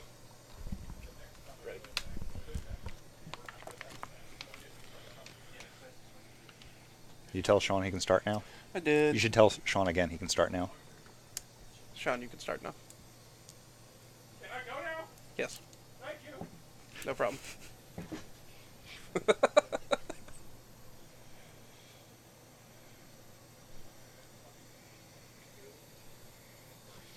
Alright, with Sean on the play. Looks like we're keeping 7s all around.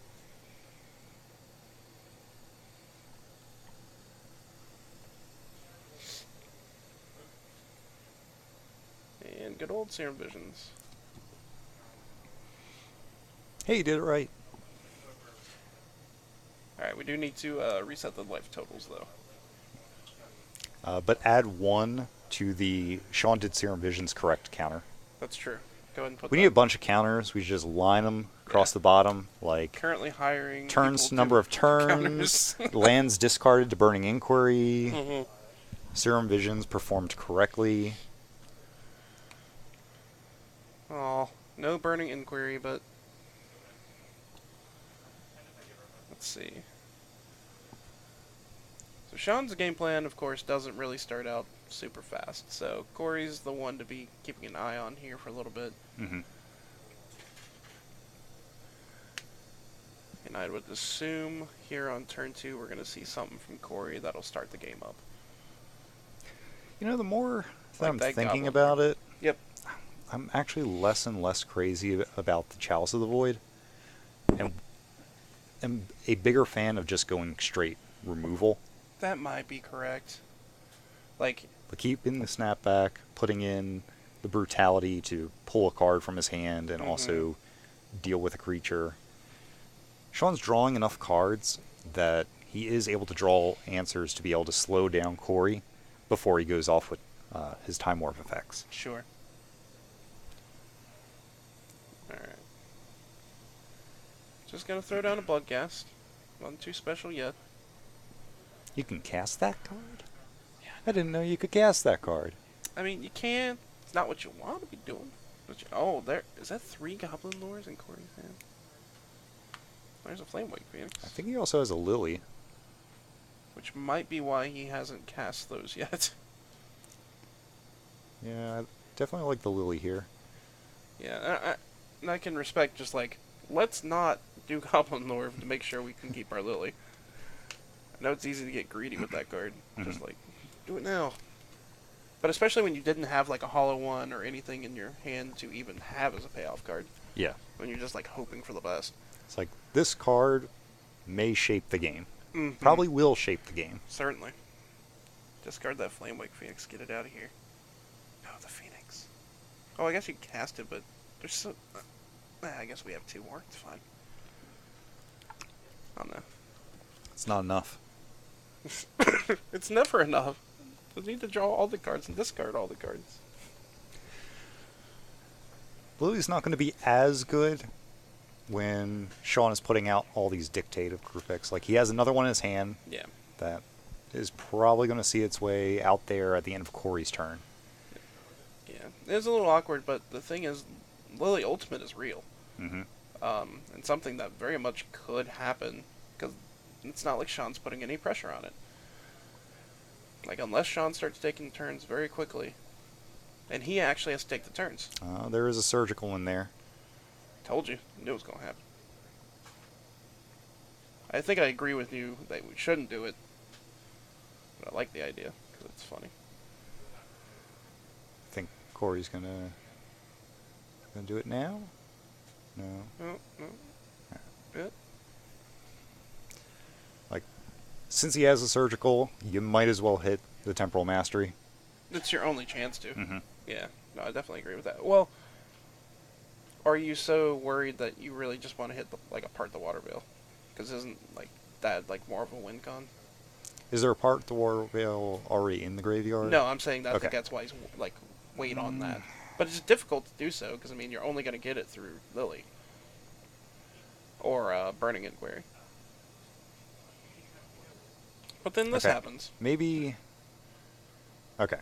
Now, I can respect this, because it shuts off Snapcaster from being able to do so, Yeah. and it's your easiest to cast Time Warp. Yeah. It's also the only one that doesn't exile itself. True. Yeah, this actually doesn't feel bad. It's not getting better, and then he got a better one. Oh, we have a question from the chat. Mm-hmm. The full art permanent is the same thing as what's on top of it. They're both Dictate of Crufix. It's yeah. the 1 blue flash enchantment at the beginning of each player's upkeep or draw step. Mhm. They draw another card. Yeah, I believe that's what the game day promo or something like that. Yes. Very pretty promo if you Mhm. haven't seen it. Wasn't very good for standard though. No. Oh, was there a Turbo Fog deck? I think one did pop up for a little bit. For a little bit. Especially, well, it came out... Was Part the Water Veil in there at the same time? No. That was Battle Block. No, it was... So we had Theros. What was Into after Khans. Theros? Theros, Khans, Battle. Yeah. Okay, yeah. So no, they were not. Yeah. We had the Delve Time Warp that nobody played. Yeah, no. All right. Well, Sean is going off. That's true. Maze's End, actually. There's another one that probably played it. but- Sean's jumping the no. gun a little bit, and he was able to get another Temporal Mastery. Ooh.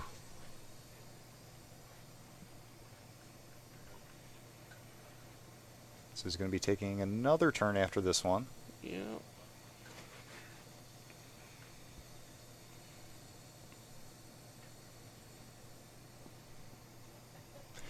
Playing some practice games beforehand. Uh-huh. Sean learned that he has a limited number of win cons in this deck. It's Part the Water Veil, Mm-hmm. Jace, or Snapcaster Beatdown. Yeah. And that's it. That is it.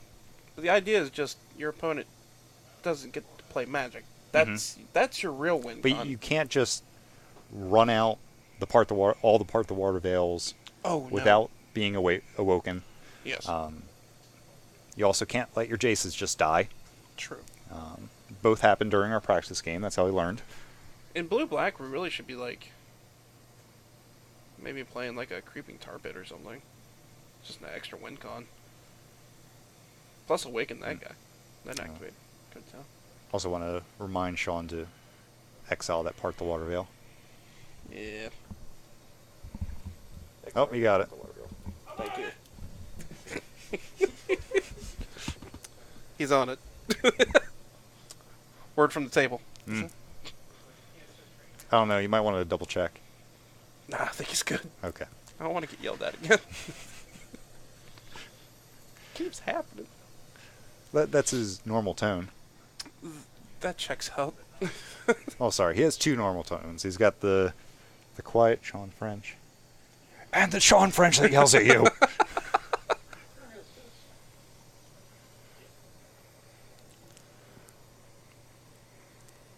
All right, so Well, Lily's going to tell... Oh, man, he has two creatures. That's going to be so rough. Hope he has a bolt. Sean Fizzle? Apparently. Well, he might have a Giga Drowse. Yeah, that. Okay.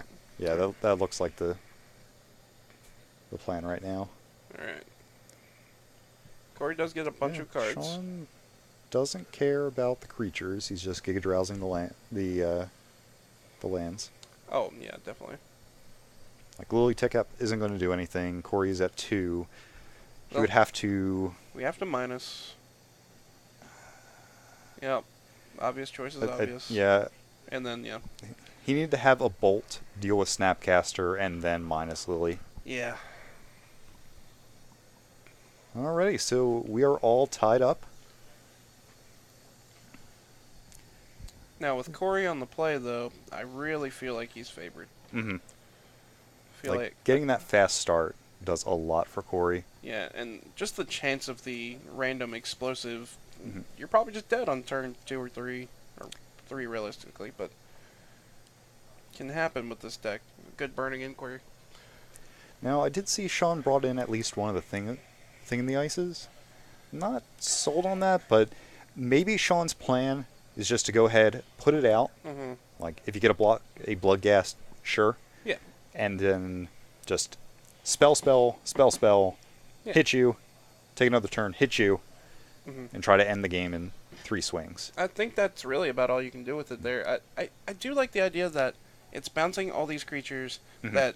that deck is trying to cheat in for free Mhm. or very cheap and is kind of punishing for it. But it does take a little bit to set up.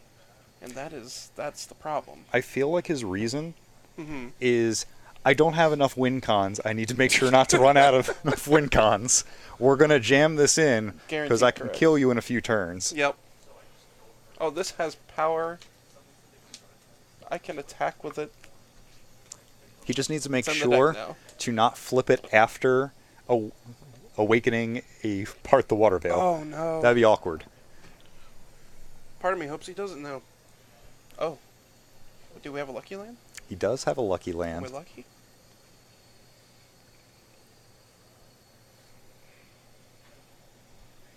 What is he going to exile? I don't know. Maybe a land. Looks like he has a bunch of lands. Hold on, let me tilt my head a little bit more to see his hand on this flat screen TV.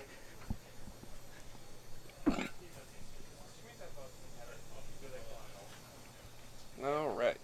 So lucky. Lucky, lucky, lucky. Alright, let's see what we got here. Ricky, can we change his name to Lucky Sean? Yes, go ahead and do that, please. That is official canon to the stream now. Mm-hmm. You're welcome.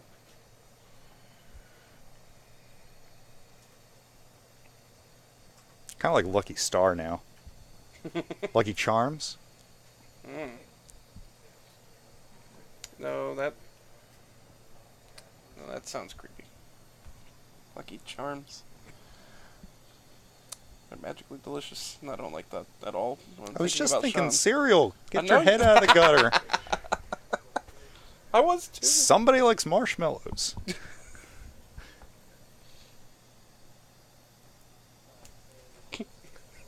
It's just awful. Hey, look, a faithless loading. Oh, good. Magic. Let's talk about that for a while. Hmm. All right, gonna pitch a Bloodghast. Ooh, we did get the Burning Inquiry now.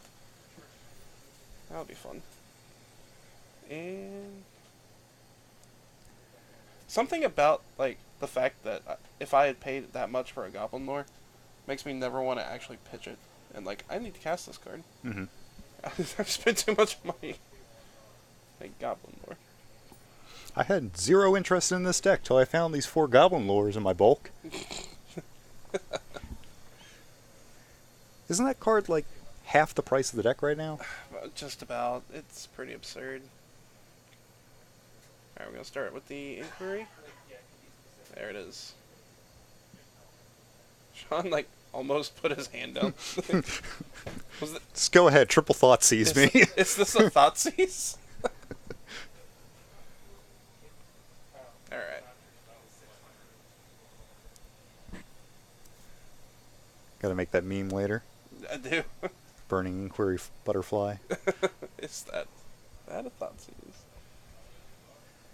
Ooh. Time Oh. Warp. Exhaustion Land. And Corey pitched 3 lands. Oh, do we have double hollow one?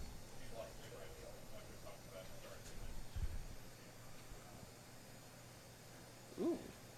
Neat. This might be a really good turn for Corey. A land. Heck yeah. Bloodghast. Double Hollow One. And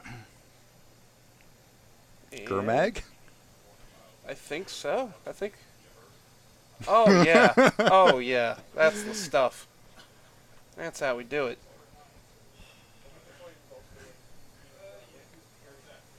How lucky was that land, Sean? Ricky, can we switch that over to Unlucky Sean? Yes. And cheating Corey. No, He no. cheated 3 cards. I'm just kidding. Yeah, don't do that.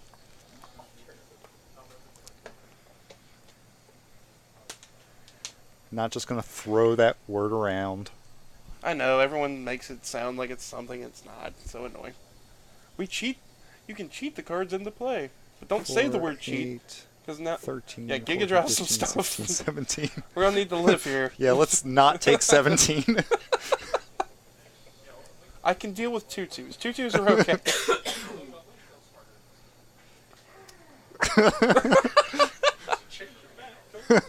No, he didn't change it.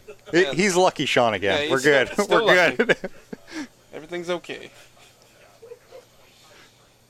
Oh, Oh, not that lucky. no good. Ooh, he's Yeah, we didn't get a land. We had the time warp. there's that land. Hey, found it. Neat.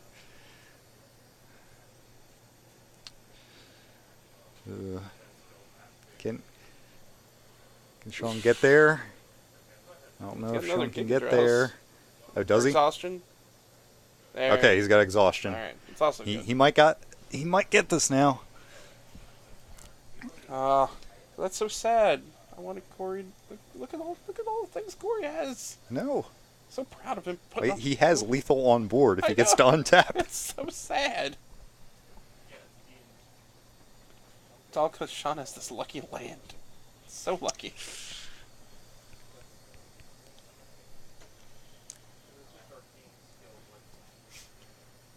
Corey still has that surgical.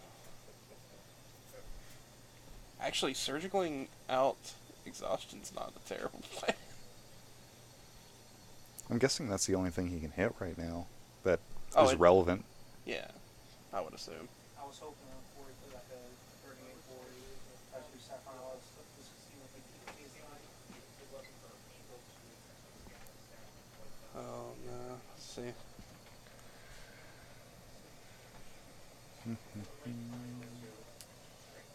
Alright. Yep. What we hit. Still the time warp, okay. That's fair, it's fine. Ooh. Oh, that was Ooh, real That's a good. good hit. Alright. Alright. Also, you messed up top of the deck for Sean. Yeah, that's actually super relevant, you're right. Because he did double top, I believe, didn't he? When he I scried? think so. At least one was a top, so yeah.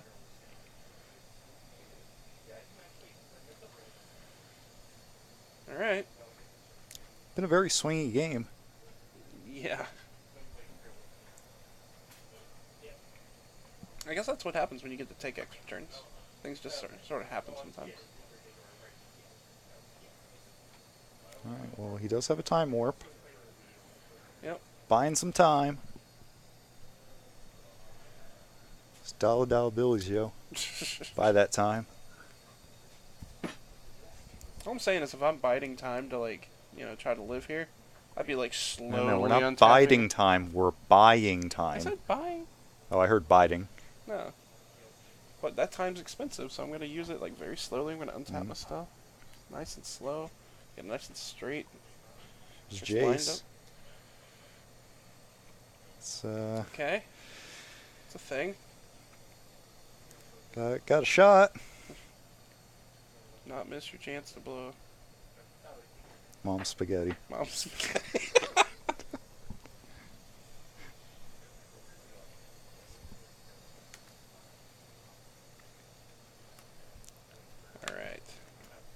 So we definitely attack Jace, right? Just like get rid of it, or do we care?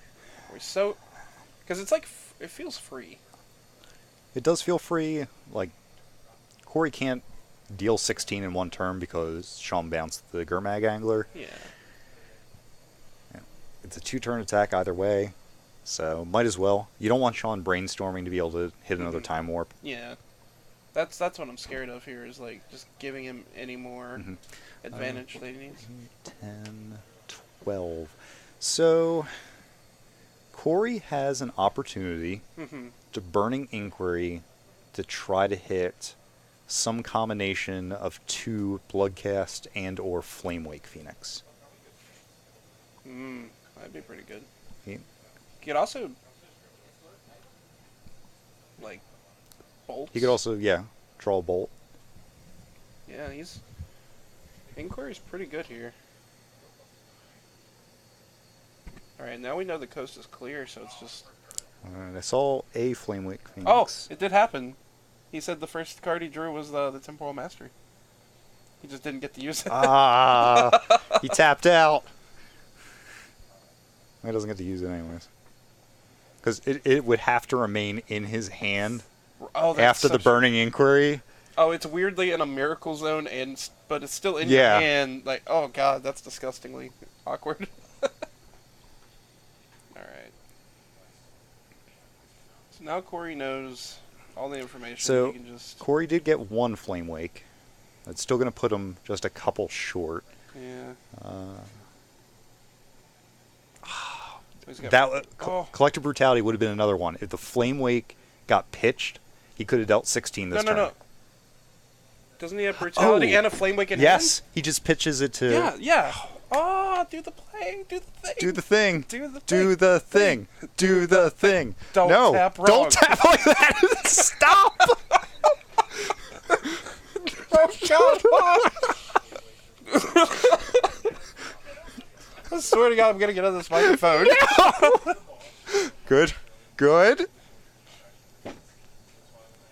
Hold on. Hold the applause. Hold. I'm like grasping the table right now. Yay! He's done it. He did the right thing. That's land. It's boring. No one cares. Do Here's Flaming it. Phoenix. Hiya.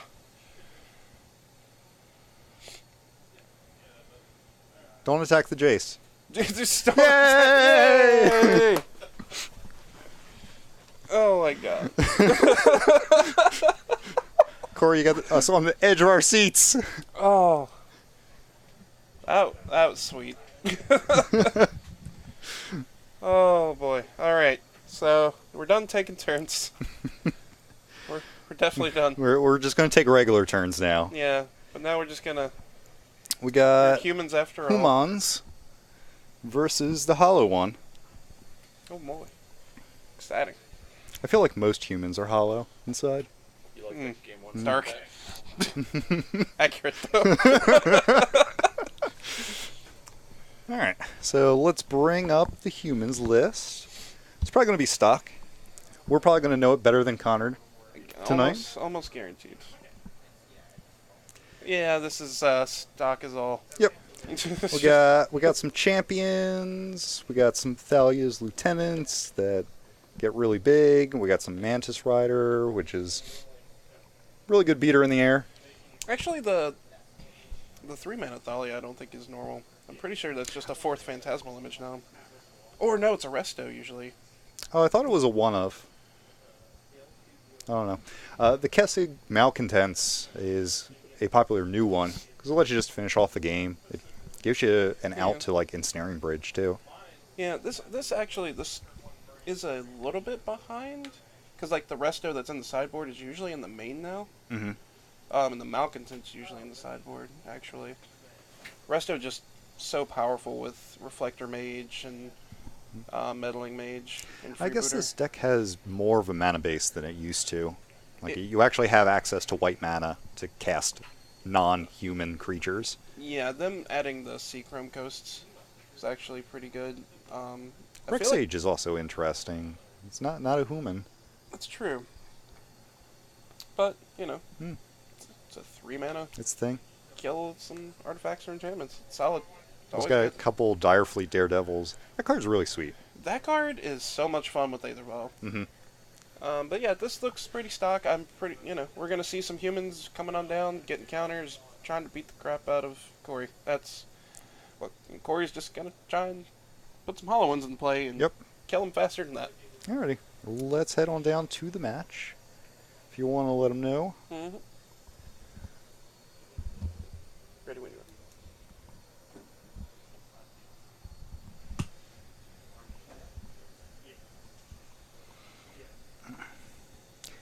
All right, Corey, one of the die roll is ready to go. So I'm not sure which of these decks are favored in this match. Like, Hollow One seems a lot faster, but humans can grow their guys a lot bigger. Yeah, it really depends on the first couple turns here for Hollow One. Thalia is also a very good counter to Hollow One. Just really slow them down from their discard spells. Yes. Sometimes they're already done casting them by the time Thalia is out, but Well, it's more than nothing. And don't forget, like, as we've said many times before, that Burning Inquiry is so powerful because in like humans, they don't run that many lands. Mhm. You can really, really mess them up with that turn one Burning Inquiry to the point where they just will not get to play Magic. That is a very real thing that can happen. I think Corey's debating right now what he wants to do. He has an Adept he can play turn one, which he is going to do. I like that. It's almost always like just a solid play. Mhm.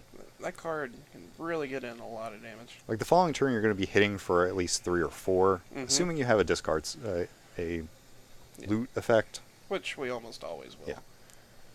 Alright. And we also have a Street Wraith, a couple Street Wraith. So we'll begin that Hollow One down this turn. We've also got some bolts, I believe, so we can even, like, Get rid of the Noble just Hierarch. either get rid of the noble or be very aggressive and just possibly kill Connor before he can even deal with anything. Mm-hmm. Let's see what we draw here, though. On a cycle. That was another adept, I believe. Go on a cycle. And we got Faithless Looting. Ooh. There we go. So we're going to be able to get a free Hollow One out there. Yeah. We're also going to be attacking in for 5. I think he's debating about holding it for the following turn to That's be able to get understandable. 2. Okay, so this turn he can just go ahead, attack for 3. He bolts the Noble Hierarch, and he plays Hollow One for 1. Yep. Seems fine. Mm-hmm. The bolt's going to be able to deal with just about, well, actually, in fact, anything Connor plays the next turn. Mm-hmm. Or no, you want to play the other Adept. Oh, duh. We forgot, Yeah. we forgot Yeah, about the whole card that you're trying to Oh. make bigger the following Oh, turn. no, we're I know. actually- He does decide to bolt. Okay. Like, Excuse me. Yeah, if we were going to bolt, I feel like Faithless Looting might have been the better play. You still get the Hollow One out there. yeah. This is fine. He, Probably takes the bolt. I think you have to take the bolt. Yeah, because you just get your card back. Yeah. Yeah. There's actually no other option for him there. Mm-hmm. Alright. The Street Wraith. Yep. Keep on digging.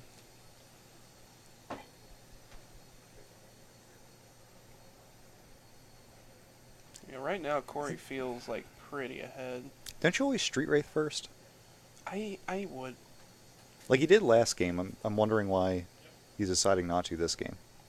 Not sure. But I do agree with that assessment. Like, you know you're not going to discard it. Mm-hmm. You'd rather, Because then you get to loot you're with a going, mystery card Yeah. instead of looting into a mystery card.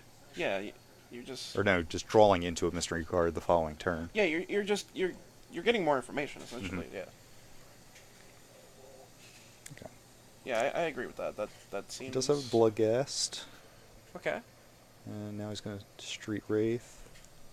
Oh no, we discarded. the Oh. Street Wraith. That I don't understand either. But then again, I can't quite tell what his. other Maybe he two has a cards are. Gurmag in hand? That'd be a good reason. That'd be a very good reason. But no, we're He's just, going to play the Adept. Okay.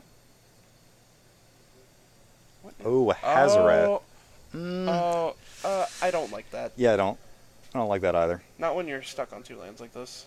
Like, if he's going to discard the Street Wraith anyways, then why not just cycle it and discard whatever card you were going to draw? Yeah, I agree. Okay. Well, we got a land. We can. We can get back Bloodghast, we can Faithless Looting, Yeah. and we can go ahead and swing in for at least 6. Yeah. And if Connor blocks any of it, Like, that's fine. Corey's gonna get a bolt back. Exactly. Yeah, that's pretty good.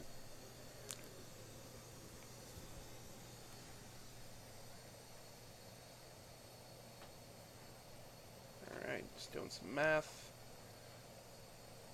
Yeah, I think that's really the only line that I would take here though. Let's see what else we're doing. Oh. We cycled the hollow one. Interesting. That is very interesting. I don't know how I feel about that. I also don't know how I feel about that. Wrong? Yeah. That's accurate. Alright. Well, the Well, Bloodghast... Connor is at 10, so my Corey's swinging in for 6. Or no. No, 1, 2, 3, 4, 5, 6. Yeah, Yeah, it's 6. Because he cycled. All right. And either has to double block an adept or just that block. Yeah.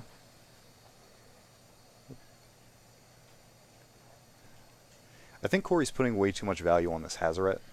Oh no, he wants it. That's what it is, and that's Yeah. fine. I get it. I put it in the deck.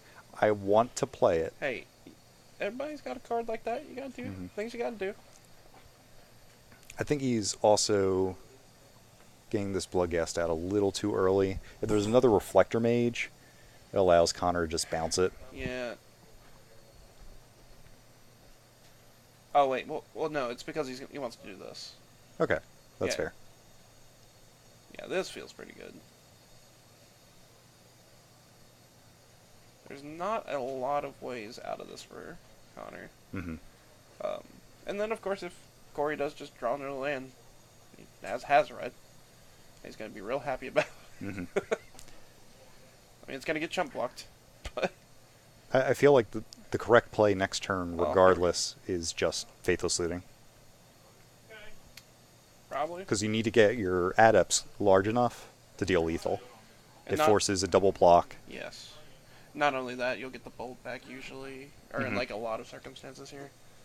Well, not with Thalia now. Thalia's a bit rough. He's just gonna. Oh no, that's that is All not right, gonna come so, in untapped. yeah, we got a Faithless Looting, Corey. Just do it, Corey. Just do it. Just faithless looting. Don't let your dreams of Hazoret cloud your judgment. Because that will cost him this game if he Yeah. keeps thinking I that get- route. Oh no No. Why do we keep doing that? Why does he do this to us? Somebody needs to clip these on Twitch every time. We're just like, no to Corey. Like, now he doesn't even get to He gets no value. exchange. Yeah. Like, his dude just dies.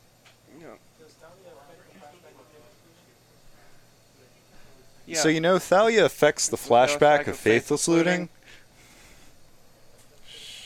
Shut up, chat. Thanks, Ricky. Okay, it wasn't chat, it was just Ricky. Proud of you, Ricky.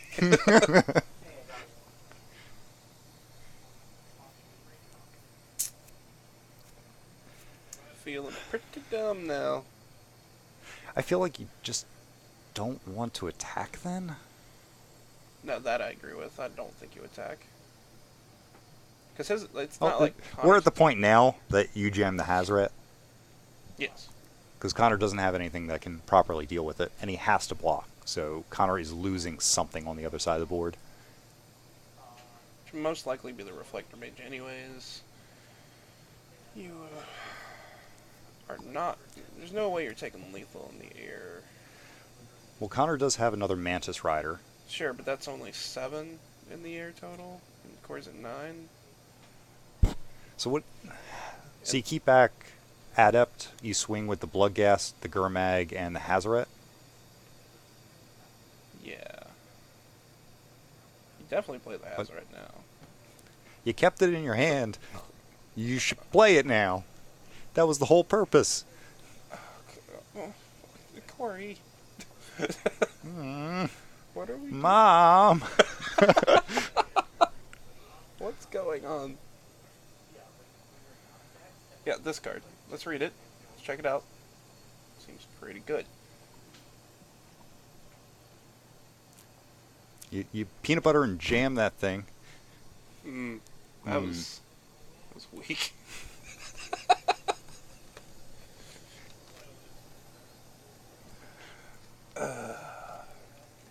Alright, we have a Hazoret.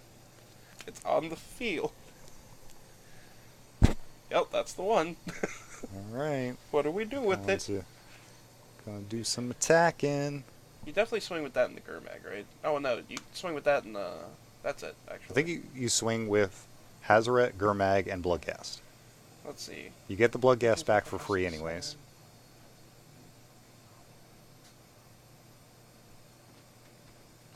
And that way you have a blocker. Yeah, but... Connor you is said- forced to block 2 of the creatures. So Yeah, you're right. there yeah. shouldn't be a way for Connor to come back. Yeah, you're right. There's a complicated combat step here. Yeah, I think you're correct here. This does just put Corey on the winning line.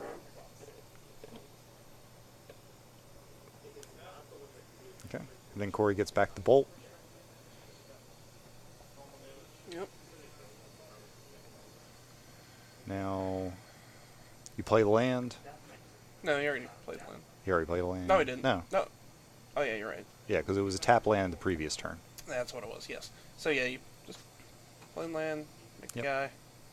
And then next turn you just get to bolt, upkeep, shoot. Yep. And there shouldn't be anything that Connor can do.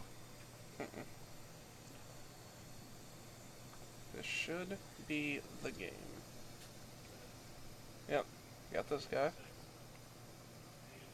Yep. Whew. Yeah, Phantasmal Image is pretty good when you can copy a Hazoret. Mm-hmm. I don't know that it would have done anything there. No, he was too low of a life Because total. you still just go ahead and block with Adept. Yeah. And Connor could only get in for 8. Yeah. Yeah. No, that's exactly what the Hollow One deck wanted to do right there. It gets underneath humans, like it's... Sitting on the Hazoret there for a while was kind of scary, and I think overall the wrong answer. Mhm.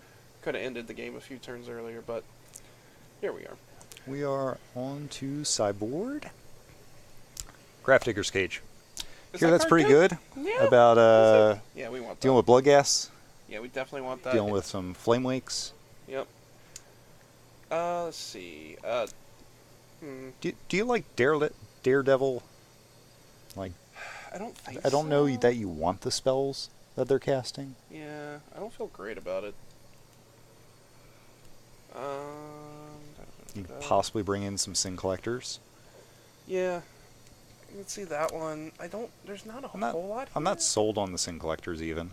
Yeah. I like the freebooters better. So like going down the list, like there's reasons that like some of these cards could be good, right? It's like Mhm. Selfless Spirit makes combat better for me. Mhm. Is it Staticaster can get rid of the Bloodghast? Yeah.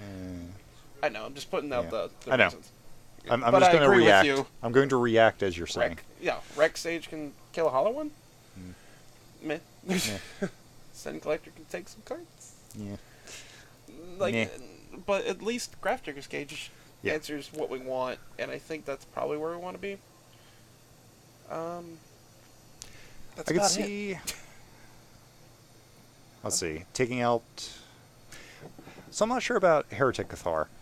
It's great for slowing down the Bloodghast. Yeah. It's great for slowing down a later game mana base. Yes. If he's like trying to play Hazoret, or he's just trying to do multiple things in a turn, and not making it so his creatures can't block if the humans are being more aggressive. Right. Yeah, I don't think it's that good here. It also makes Flame Wake and Bloodghast very awkward. It does, Like but it. I don't he has to know. wait a turn in order to attack with the Flame Wake after bringing it back. That's true. Yeah, I guess. I guess it is a 3-2 for a Mhm. striker. Like it's got merit. What would you take out though? I don't know. Like I could see taking out the Malcontents and maybe trimming Meddling Mage. okay, I think that makes sense. Um, But Me onto more. Hollow One. yeah. I like the explosives. Oh, that card's just always good. Mm-hmm. There's a reason it's expensive. Torpor Orb. Actually, not bad here. Really makes lieutenants awful. I don't think this is the matchup where you want Torpor Orb. That's fair. Like you want that for more of the Titan Shift style matchups. Oh, where sure, you, like, certainly. you absolutely can't have them going and searching things up. Yeah. It also deals with their Bailoffs. But Yeah. You probably bring in the Dreadbores though as just like a hey, I gotta kill like a guy because like if one of their guys gets out of control or something, Mhm. it's worth just getting it out of there. How do you feel about the brutalities at all? I mean, I know you can't really, outside of just draining them and killing a guy. I like the that's- Dreadbores better. Yeah, because they don't really have spells, so you're not really Mhm. getting that third value. But I think explosives is number one Certainly. for what I would want to bring in. And I also think explosives on 2 is that sweet spot Yes. that you want. It doesn't hit your adepts; it hits a bunch of their creatures. Yeah. At worst, you're hitting your own blood gas, and oh no, I fetched their Yep. back. It's okay. I could definitely see cutting the Hazoret and the Tassiger here, That's exactly what I was thinking as well. keeping in the Anglers. Mm-hmm. Angler's such a good blocker most of the time. Yeah. About it. All right, Alright. if you want to get them started. Ready when you are. All right, and we're starting off. Mhm. No turn one play from Connor. That's usually not a good thing. Mhm. I mean, we want to see either that Noble Hierarch, or really preferably in this matchup, Vile. Chad is asking where the tournament is. We are in our buddy's basement. Got a really sweet setup here. Not an official tournament or anything, just a weekly streaming that we do. As a reminder, we stream every Tuesday, Yes. 7:30 p.m. 7:30. Not a.m. No. Not a.m. No, no. p.m. I'm not even up then. No. 7:30 Eastern Standard Time. Important. Mm-hmm. Not everyone lives in that time. Know what we're doing next week? I don't, actually. Know a lot of people have been talking about wanting to do some other things, like, I know I've got a couple people wanting to do standard. Mm-hmm. There's always people clamoring for some vintage, some legacy. We could probably do another legacy. We haven't done that in a while. Yeah. I think we'll probably be doing something different next week versus Mhm. modern that we've been doing. Do we have enough people that play vintage to do that one night Oh, we could make it work. and know what they're doing? We could make it work. We could team up people with like other people like and just play and just like you got to coach that guy how to play your deck. Like good luck. So we got a quick hollow one to the field. Yeah, but we have a meddling mage. What was meddling mage on? Don't know. It's short of asking them to yell at me what it is. I don't really have a way. The Burning Inquiry did get rid of a Mantis Rider, which is nice. Oh goodness, yeah, that. Well, that nice for is Corey, not nice for Connor. Correct, but that is a card that can be quite the problem for Corey.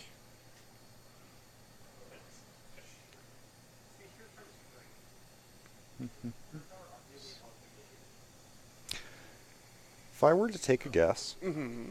like just in the dark, Yes. I would probably do Faithless Looting with Meddling Mage. There's Okay. already one in the graveyard with Flashback, Yes. so you're turning that off, and if there so happens to be another one in Corey's hand, Yeah. just bonus. It's also the card selection tool of Mhm. Corey's deck versus something like Burning Inquiry or Goblin Lore that is a random element to it. So giving him less options feels very good there. Mhm. Yeah, so I think and actually believe you were correct there. Yep. All right, get on in there for 6. Then we got Tasker coming down for 1 mana. Oh no! Seems pretty good here. And this is the power of Hollow One, just churning out these Mhm. like 4 or 5 power creatures very quickly. Yeah. He's already got 10 power on the board, and Connor can't really deal with that. No. Well, that's pretty good. Okay. Tasker is a human. Is it? Yep. Sweet. Proud of Tasker. Good job. I was about to look that up myself. I was like, I don't think Yep. I've ever looked Human at shaman. I've never looked at Tasker's types before. I had no idea. Alright. So now Corey needs to figure out how to get through this Tasker. Definitely going to be swinging for 2 in the air. Mm-hmm.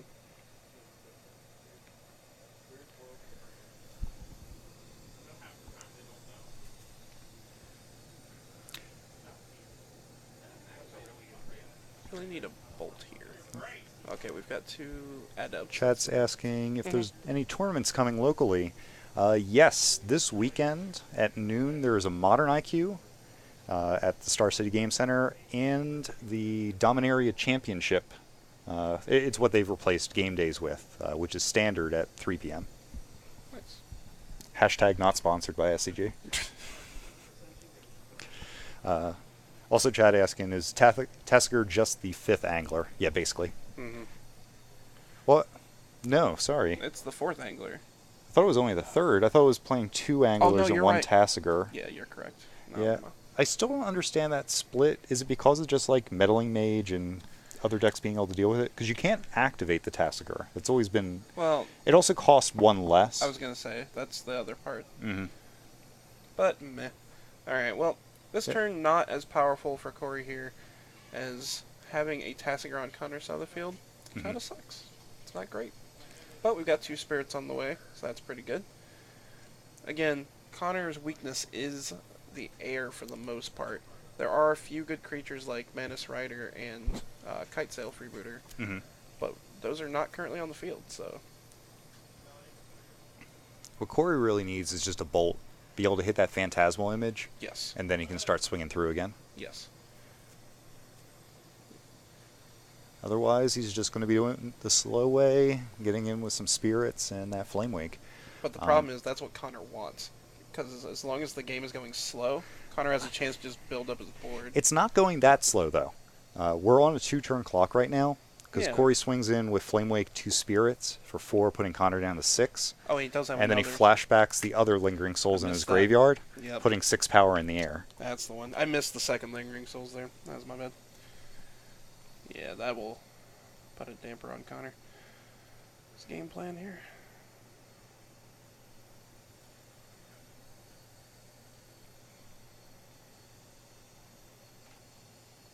Still got that Hazaret. He's got that Hazaret. How's it feel? He might as well just jam it now. Because that, in case Connor is able to deal with one of his flyers, like puts out a Mantis Rider next turn to block, that allows Corey to just go ahead, throw a card, and still swing in the air for lethal. That is true. It's actually not bad. Oh, sorry. I was forgetting. He hasn't flashed back Lingering Souls yet. So I am mistaken there. He would need 1 more turn. Yeah. So next turn, he has that option. Yeah. Yeah. Now Corey's thinking about if he wants to actually cast this Lingering Souls. He's forgot about it. He's got to pay the Thali attacks here. Like, it's still worth it. I agree. Definitely. You're definitely winning through the air at this point. Mm-hmm. And right now, Connor can't just swing and win this 1 turn. He has to slow Corey down Yeah, and get a few more turns to be able to finish this off. definitely.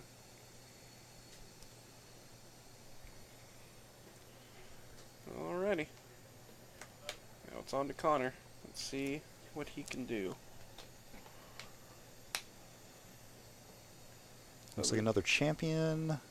Holding another Thalia that isn't doing much here. Mm-mm. He might have a Reflector Mage in hand. That would be pretty okay. I think that's his only way to slow down the game right now. But he still doesn't have a good attack. No. Yeah, like. mm,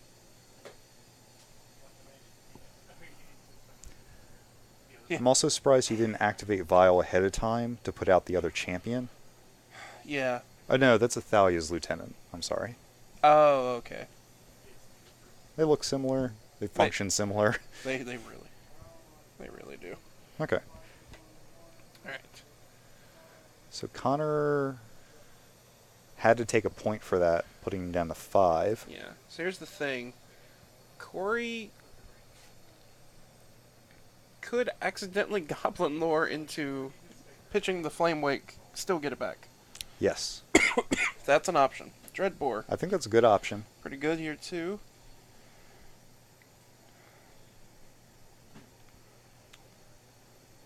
It also gives Corey the opportunity to draw into a lightning bolt and just finish the game.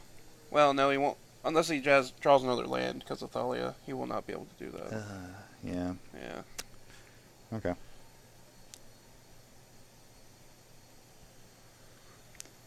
Corey's also thinking, okay, if I go ahead and Goblin Lore, I can swing in with this Flameblade Adept to deal with.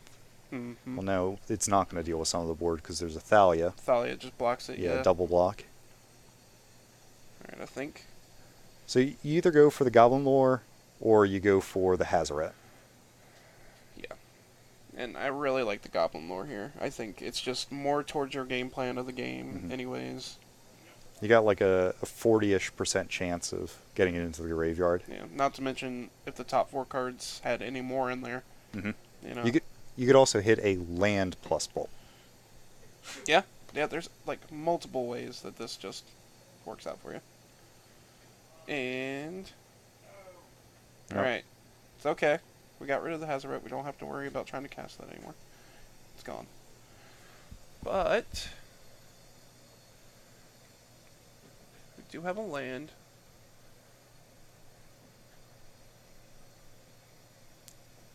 We have the EE.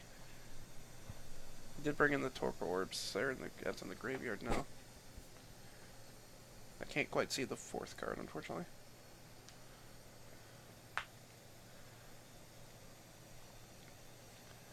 Yeah, I think the game plan's still the same here. We just swing Mhm. those spirits. Chat's asking why he couldn't cast the Flame Wake. It was bounced by Reflector Mage last Mhm. turn, Yeah. so he has to wait until Connor's next turn to be able to cast it again. Thus, he was trying to Goblin Lore, pitch it to the Goblin Lore, Mhm. and then activate or pay for the trigger and swing with it in the air. Yeah, essentially getting around the Reflector Mage text. Mm-hmm.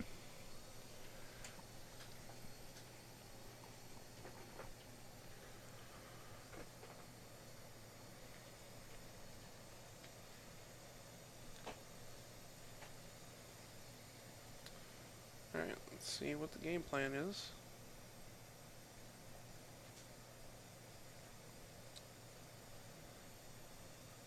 Yeah, I think the only thing he can do right now is swing on in with those spirits. Yeah, I think he really just thinks he has to end it now, but I think put him to 1. He can't even use his Horizon Canopy for mana at that point. Like, you're cutting down on ways he can win. Mm-hmm. Yeah, this. Alright. will So probably this do it. does shut off Horizon Canopy.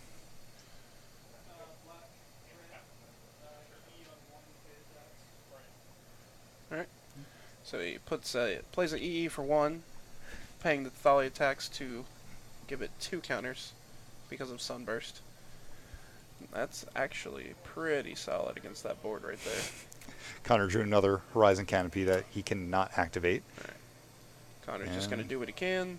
Just going to swing in. That's all he can really do right now. He has the Thalia's Lieutenant to...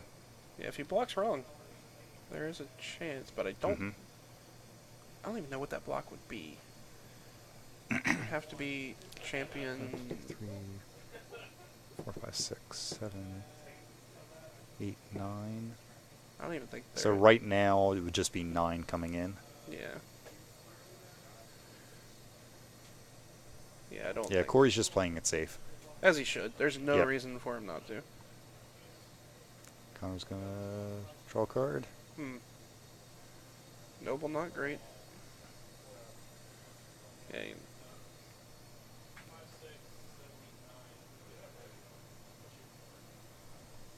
Yeah, you can put them to 3 actually, because champion would 1, 2, 3, 4, 5. Yeah. Okay. Anyways, but Corey with Hollow One takes this one down, 2-0. We're going to be moving on to our last match. Coming back around to Green White Value Town versus Connor on Humans. Yeah, this I really like Humans. Mhm. Value Town is a cool deck, a lot of fun. Humans is a kill you deck. It does not really mess around, and it has a lot of interaction for this. Value Town likes this long game, just hanging out, like getting rid. Now, I will say their Ghost Quarters are extremely good in this matchup. Yes. Humans has, what, a couple basics? Couple basic planes? Yeah. That's it. The other thing, and the reason that Worship is in the main that we were talking about earlier today, is for this type of matchup. They have no way of getting rid of Worship in the main deck. Mhm. And they have no real way to clear the board either. If you're not blocking, Value Town's just going to chill. Like, cool, whatever. And eventually just probably outvalue you, because that's what it does. Yep, and it'll just sit there. Yep. So, I mean, that's how Alex is going to win this game. Just needs to get it out fast enough. Humans, on the other hand, is going to play its normal game plan of put down these humans super fast, tax you, and Meddling Mage you to the point where you can't do anything.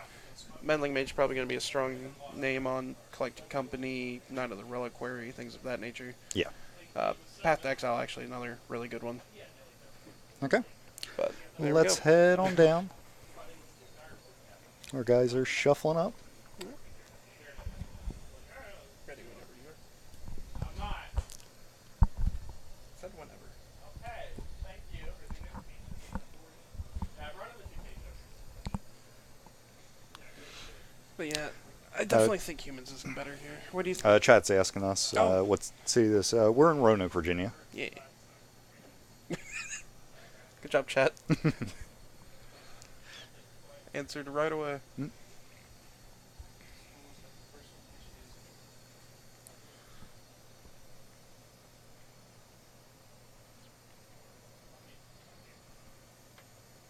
So who's on the play? Connor's It's on the play. Connor. There we go. Ooh, that's a good start for Connor. All right. Yeah, following up with Thalia. Let's see. Yeah, I guess you follow up with the Thalia, and then the Thalia's lieutenant the following turn. Yes. That way you can put more counters on your guys. Certainly. Though there's also the argument of you have Reflector Mage for the following turn. Yeah.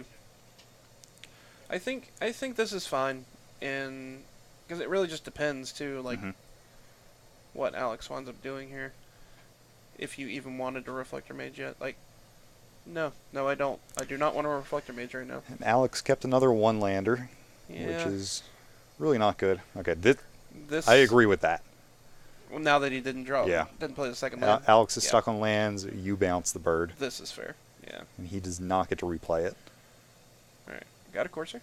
Okay, that's a good blocker. It's fine. It's fine. You know what's good? Mantis Rider. Mantis Rider is very good. Oh, but you know what's also Ah. good? Meddling Mage. Just goes, Oh, I'll name that name. guy. This is fine. It does make Alex's draw, like, Okay, pretty sucky. and Connor is not quite understanding the interaction between champion and lieutenant. Yeah, I'm going to let him know that Champion actually has another counter on it. They should have 2 counters on it. 2 more. Yeah. Okay. Champion should have 2 more counters on it. What?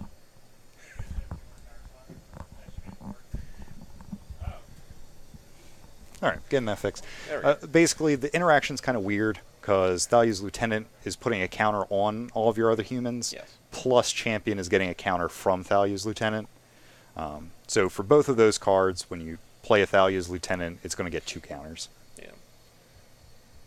It's definitely it's a big reason why it's one of the better cards in the deck. It Mhm. grows out of control very quickly. Also, Thalia's Also, Thalia's Lieutenant. I'm not even. No, he's got to remember his triggers. I don't know if he just knows that there are triggers. He hasn't played this deck. If there was just a 2/2 that put a counter on your other humans, or Oh, sorry, no, a he 1/1, did it. Okay, he figured it out. you got it. Proud of him. If that was it, I don't think you could Yeah. put that in this deck. I know. I don't think it would be good enough. No, it would not at all. My goodness. Alright, Alex is at 2. Humans is doing humans things. And Alex is in scoop phase. There we go. Oh, Alex had 3 paths and no white mana. What he just said. That's awful. He Oh. should not keep 1-landers. No. Those no, are bad. All right, If there's something Well, we've learned tonight, don't sideboard. EE. EE. Man, good old EE. Yeah, that's... Kitchen Finks, actually. Yeah, Kitchen Finks to gain a little bit of life, slow them down, good blocker.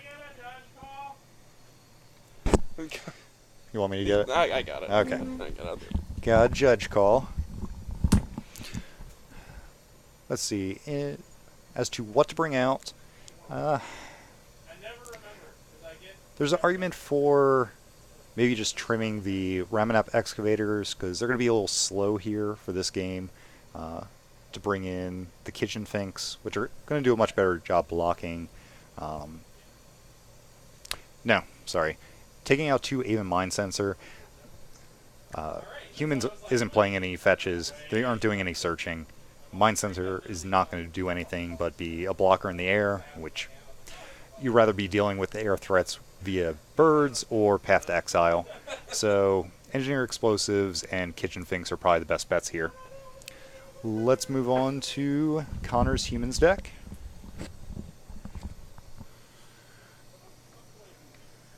Alright, for this one, like the Grafdigger's Cage to deal with Collected Company. Yeah, that was Also actually, deals with the Kitchen Finks. Yeah, that's what he just asked me. He was just making sure it worked against Coco and whatnot. Did you tell him to read it? Yeah, pretty much. Okay. But yeah, no, those are definitely good. Hmm. What do you like the Restoration Angel here? Kinda. Plays around path, has a Uh-huh. large body in the air that he doesn't really have many answers to. Yeah. So that one feels good. Yeah, I think that. Because also just like hitting Reflector Mage with it sometimes is just huge. Yeah. Huge value. So Connor, I don't know if he knows about the worship. Because like if you knew about the worship, you bring in the Reclamation Sages. Yes. Because you just lose to that. But not knowing that, he might choose not to bring in the Reclamation Sage. Yeah, because the only other thing it hits in the deck is Courser Yeah. and which, Clues. You know, Yeah. meh. Yeah. But yeah, no, it's good. Definitely, probably wants it, but we'll see. He might not need it. Humans also can just, as we saw, win the game very quickly. Yeah. Freebooter seems very meh. I agree. I kind of like an argument for bringing in a couple Selfless Spirit just so you have 2 1s in the air rather than 1 2s in the air. Yes. I know they're not humans. But it really helps blocking and stuff, like, Yeah. because, like, Knight of the Reliquary can just get so big that we need to chump Oh, no. block and... So Uh-huh. it is hitting Collected Company. It is hitting Paths. Yeah. So maybe you just keep it in there for the synergy and just put in the Selfless Spirit when you're in a more grindy matchup, Sure. more attrition-based matchup. Yeah. That's fair. All right. Well, Back to the match. here we Alex go. is on the play. He has a Noble. Let's see if he's got a land for turn 2. That'd be good. That would be a strong follow-up. Alright, it looks like Connor also has a Noble. And does Connor have a follow-up land? Looks like he kept a Grafdigger's Cage hand. Oh my, we have lands. Lands confirmed. Half-Life 3 confirmed. Let's go. Mhm. You have an Aether Vial. And you have Okay. Cage. Okay. That seems fine. And The one land doesn't seem fine, but no, not in the, not at all.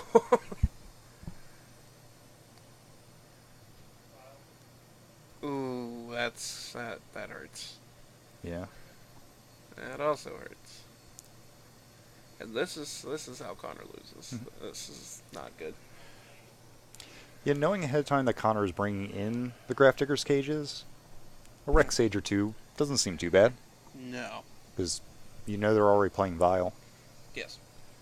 Notably, I assume it's only basic.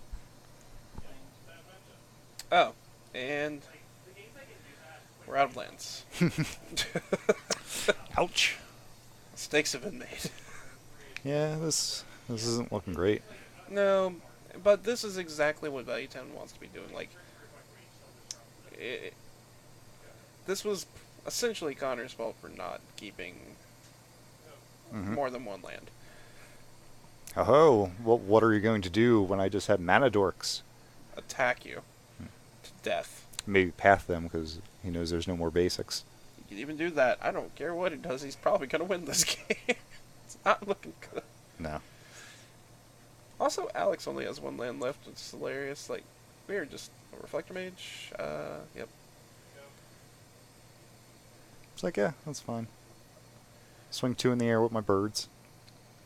But Connor's got a Mantis Rider. That's gonna be pretty good here.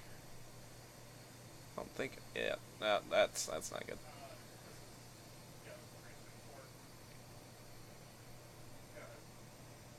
Okay. Alright. Slams Got it. some lands. Got some nobles. Connor's got a Meddling Mage. better shot here. Meddling Mage is on Night of the Reliquary.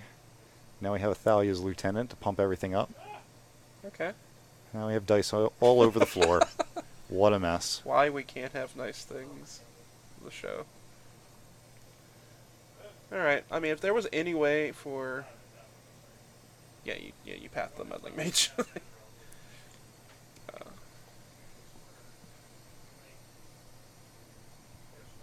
Alright. And Connor's Ooh. getting strip mined some more. Yeah, the thing that's hilarious is those nobles have just really, really kept Connor in this game. Yeah. Though that knight's gonna get pretty scary here. Well, first he's got the Mantis Rider that's going to be swinging in For 4-5. Did I don't think Alex took 5. yeah. Alex, did you take 5 from that? Oh, yeah, yeah. We're just missing all the triggers. That's fine.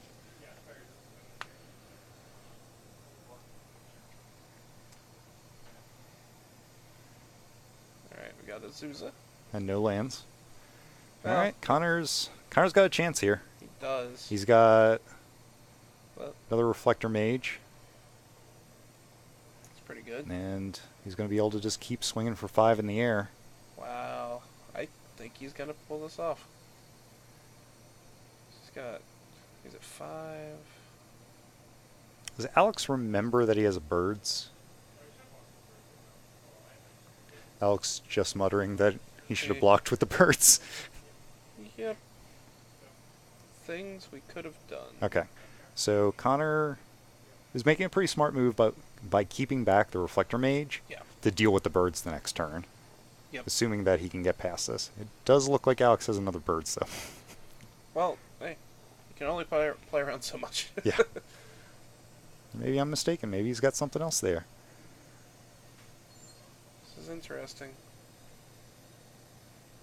This game is a lot closer than I thought it was going to be. Mm-hmm.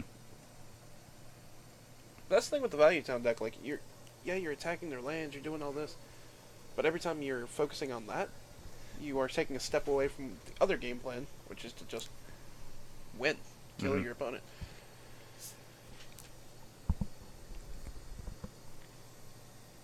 Attacking.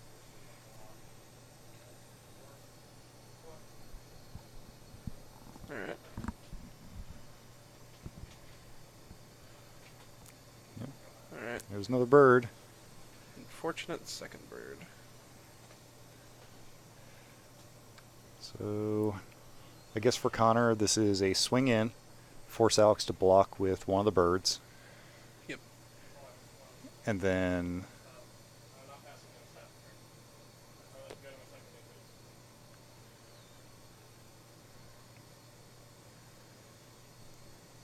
phase. Alright. Alex is debating about Going to trying to get a Gavany. Yeah.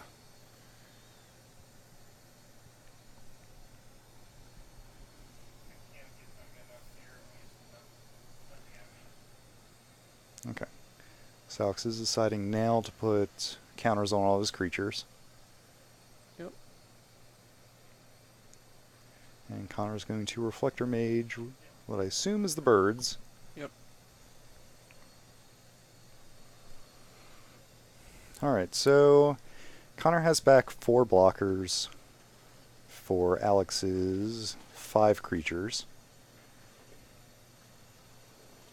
So Connor seems in great shape right now. Yeah. Like, Alex has to find an answer. Yep.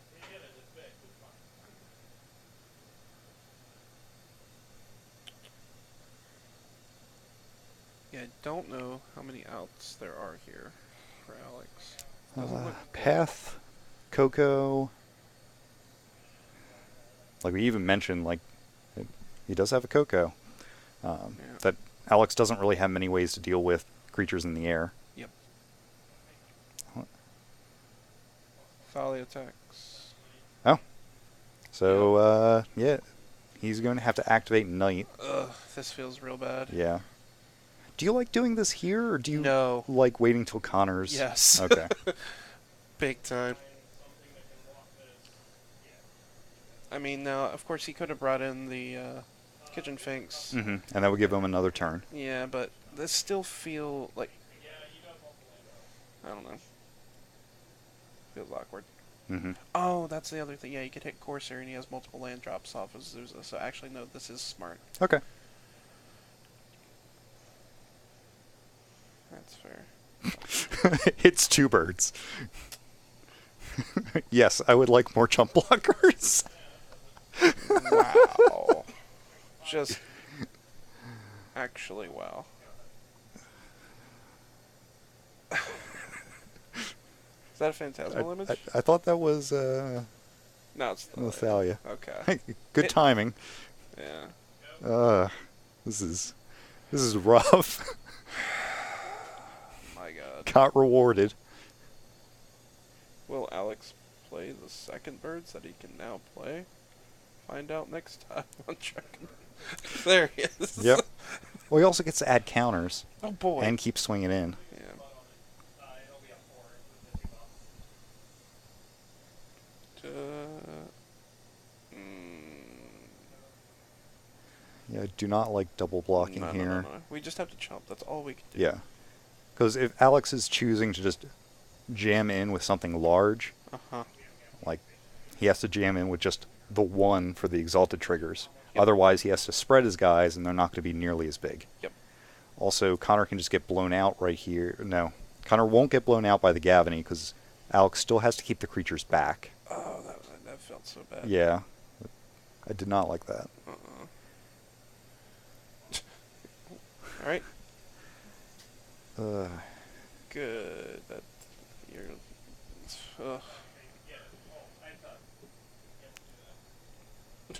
Yeah, do the whole thing. Should do that anyway. Well, one of the birds is not going to tap for me. Yeah, probably, but I sacked the wrong one. I need to do that anyway within my deck. Because alien's a dead draw. Alright, so Alex is going to add some counters. Yeah. This is putting Connor in a very rough spot. Alex might be able to Alpha Strike next turn. Yeah, everything's starting to get pretty big, and he's running out of blockers. Yeah. Which is And why that double block was a terrible so decision. Alex said that a land is a dead draw here, but it actually isn't, because this allows him to swing in And pump. and pump. You just don't you don't swing in with the birds, Yes. and Connor does have to block 3 of the creatures Yep. to be able to live. Yeah, let's see if Alex finds that line.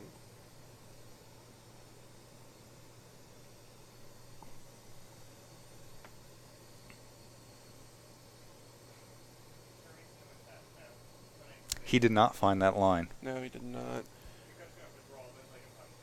Alright. I mean, it's whatever, but it just keeps Connor alive, which is bad. Alright. Double Aether Vial was not going to get there. No. Alright. Well, 1-1. On to our last game of the night with Connor and Alex. Facing off one more time with Connor going to be on the play, which puts him at a pretty good advantage. Mm-hmm. If he can get another start with just turn 1 champion, Yeah. I think. Turn 1 champion or turn 1 vial into, like, the next turn champion and, let's say, Thalia's lieutenant or something like that. Mhm. Something where you just start churning value. So, what's the odds Uh-huh. Alex wins via worship this game? I hope really high, personally. Unfortunately, being on the draw makes that much more difficult. I mean, he has a birds deck, obviously, so he can churn it out a little faster, but I'm going to give it, We saw all 4 birds that game. it's true. Which was very They important. got there. They did.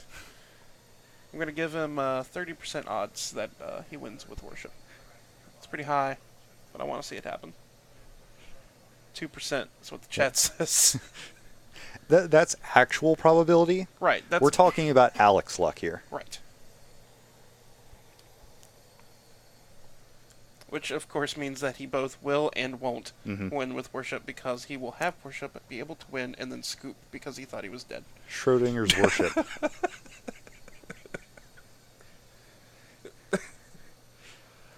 He is, That's Alex right he there. has just both going, won "Kill me and now. lost the game. I don't want to live in this world anymore. Jump.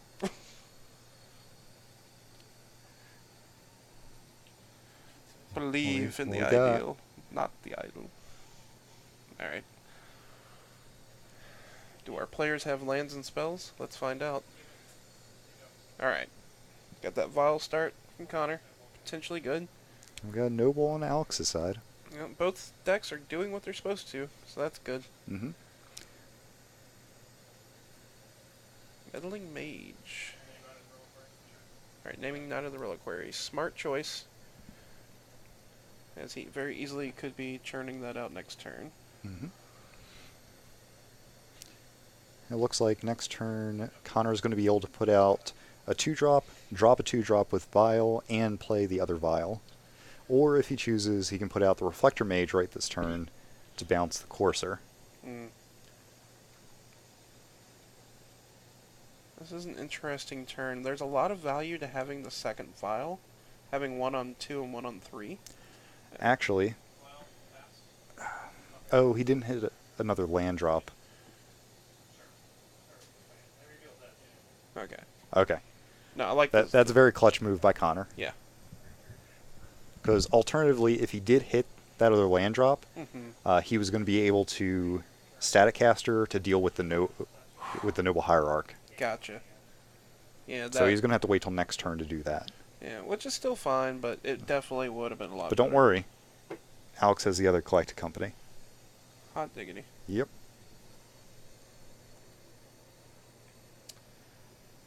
So I really like Bant Value Town more than Green White.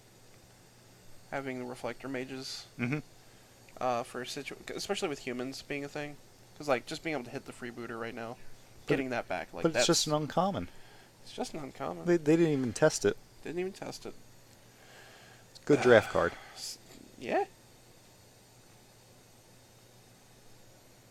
Alright, you don't. Talbot. Thank you for following. Thank you for getting there. Much appreciated. There, I said a name, Kirby. I read a name.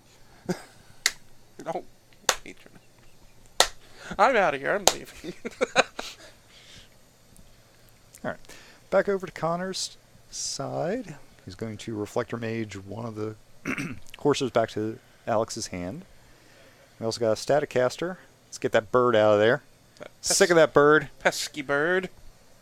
Pesky Did enough bee. damage last game. Nah, I like Connor's board state here. It's not bad. Like, he needs a little something to pump his team Mhm. and get it going. But his deck's full of those cards, so it should happen soon. Well, he has a lieutenant in hand Yeah. that he's going to be able to dispatch the following turn. Mm-hmm. Yeah. And I hope that we'll see. Ooh. He also drew a meddling mage, so he's going to be able to call Collected Company, which there's one on top, and if just in case Alex gets the other one back, Heck yeah, that's real good. in which that is what he names. All right, I like just going ahead, vial out the lieutenant right now, Mhm. swing in for 2 in the air.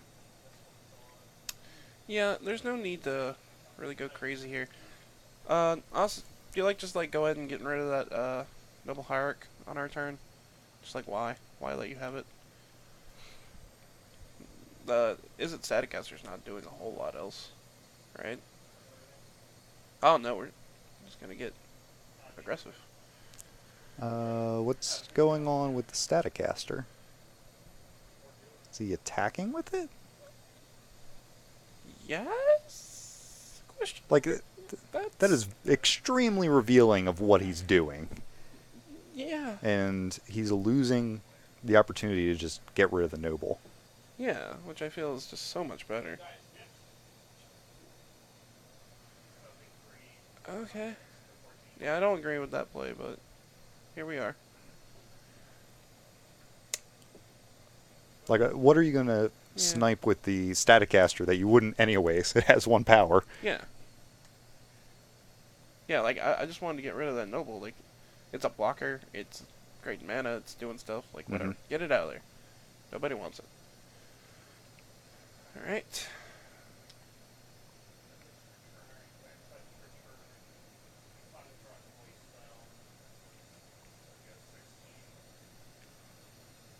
Huh. And Alex just sitting there in Value Town, it's where he lives. Mm-hmm. He's made a house here. It's very nice. Didn't get to see what he drew, but we're gonna draw another card. Ziggurat and...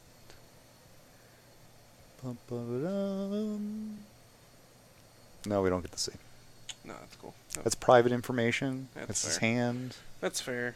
I didn't want to pry. Art. So I still don't understand this. It looks like he's attacking again. Why does this keep happening? Very confused. I am also very confused.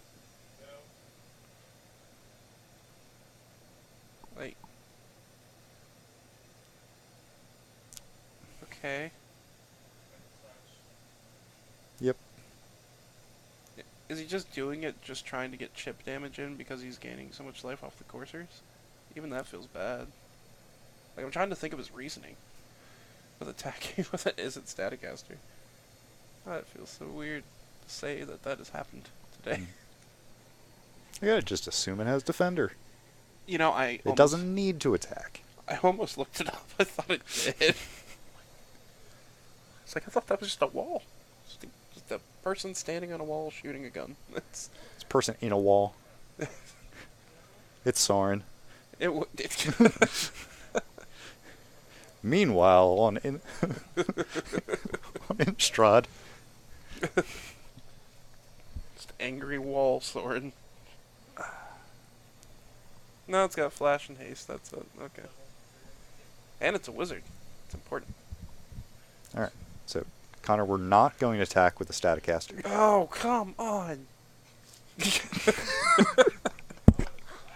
Why? Okay, 2. Yeah, it's still 2, but I,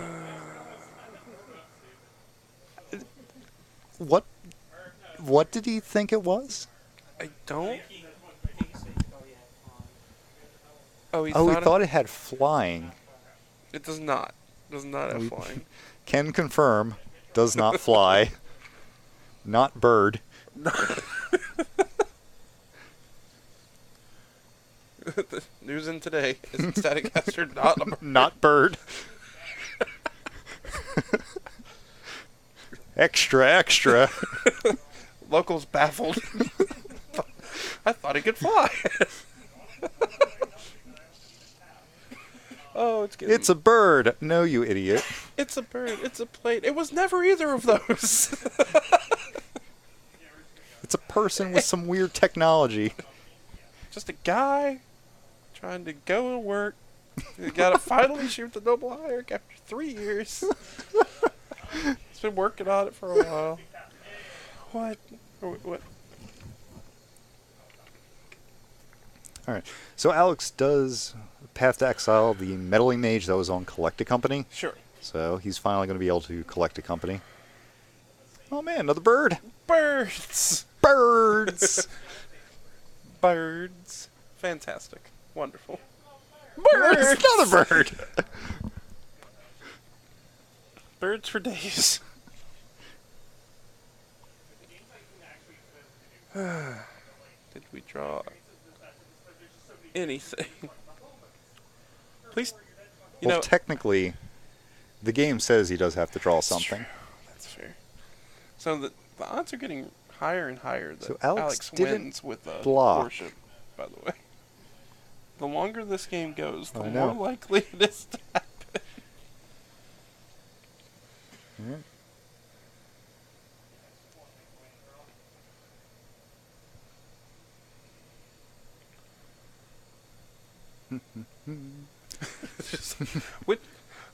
What I play Okay. it. So, I think we're at the part of the game where Alex starts to Ghost Quarter. Or does it not even matter because Connor has vials? Yeah, I don't think it matters. Nothing in the deck's gonna like care. Like, Alex could wait until he has the Rex Age and then try that game plan? I think that's good. At least cut him down to one vial. He has to choose. So, Connor does Staticaster the birds. In response, Alex is going to Gavany. Okay. Which isn't good for Connor. No. It's not where- Well, Alex grabs the right land. yeah. There we go. Got there.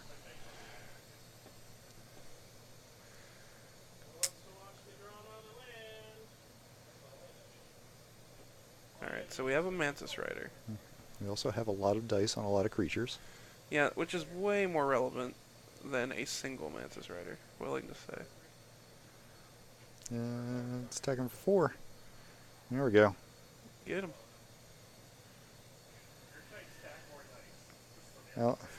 Alex has run Here. out of dice. Yeah, things have dice on them. Trust us.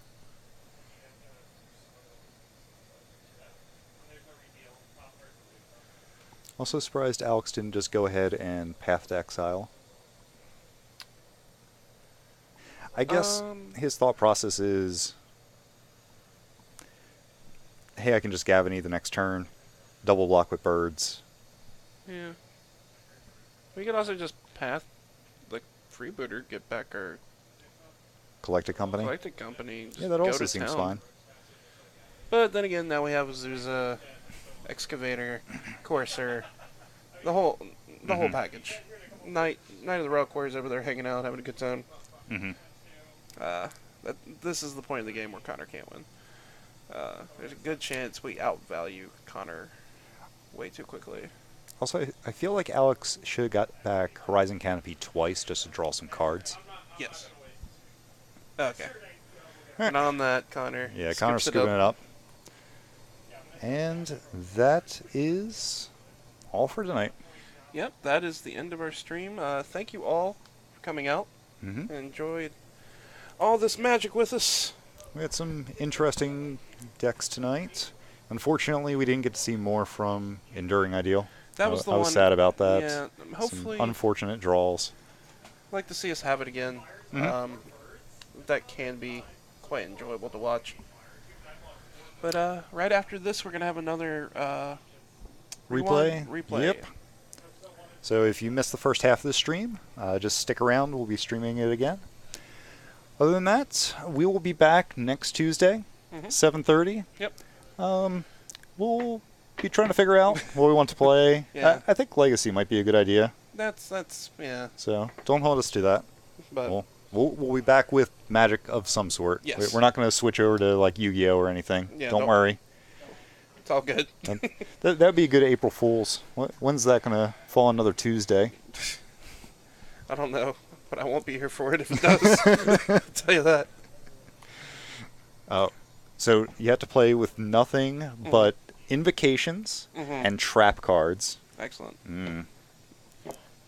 And then just shout that your grandfather has no bad cards in his deck. All right, that's all we got for the night. Thank you all for joining us. We'll see you next week. Goodbye.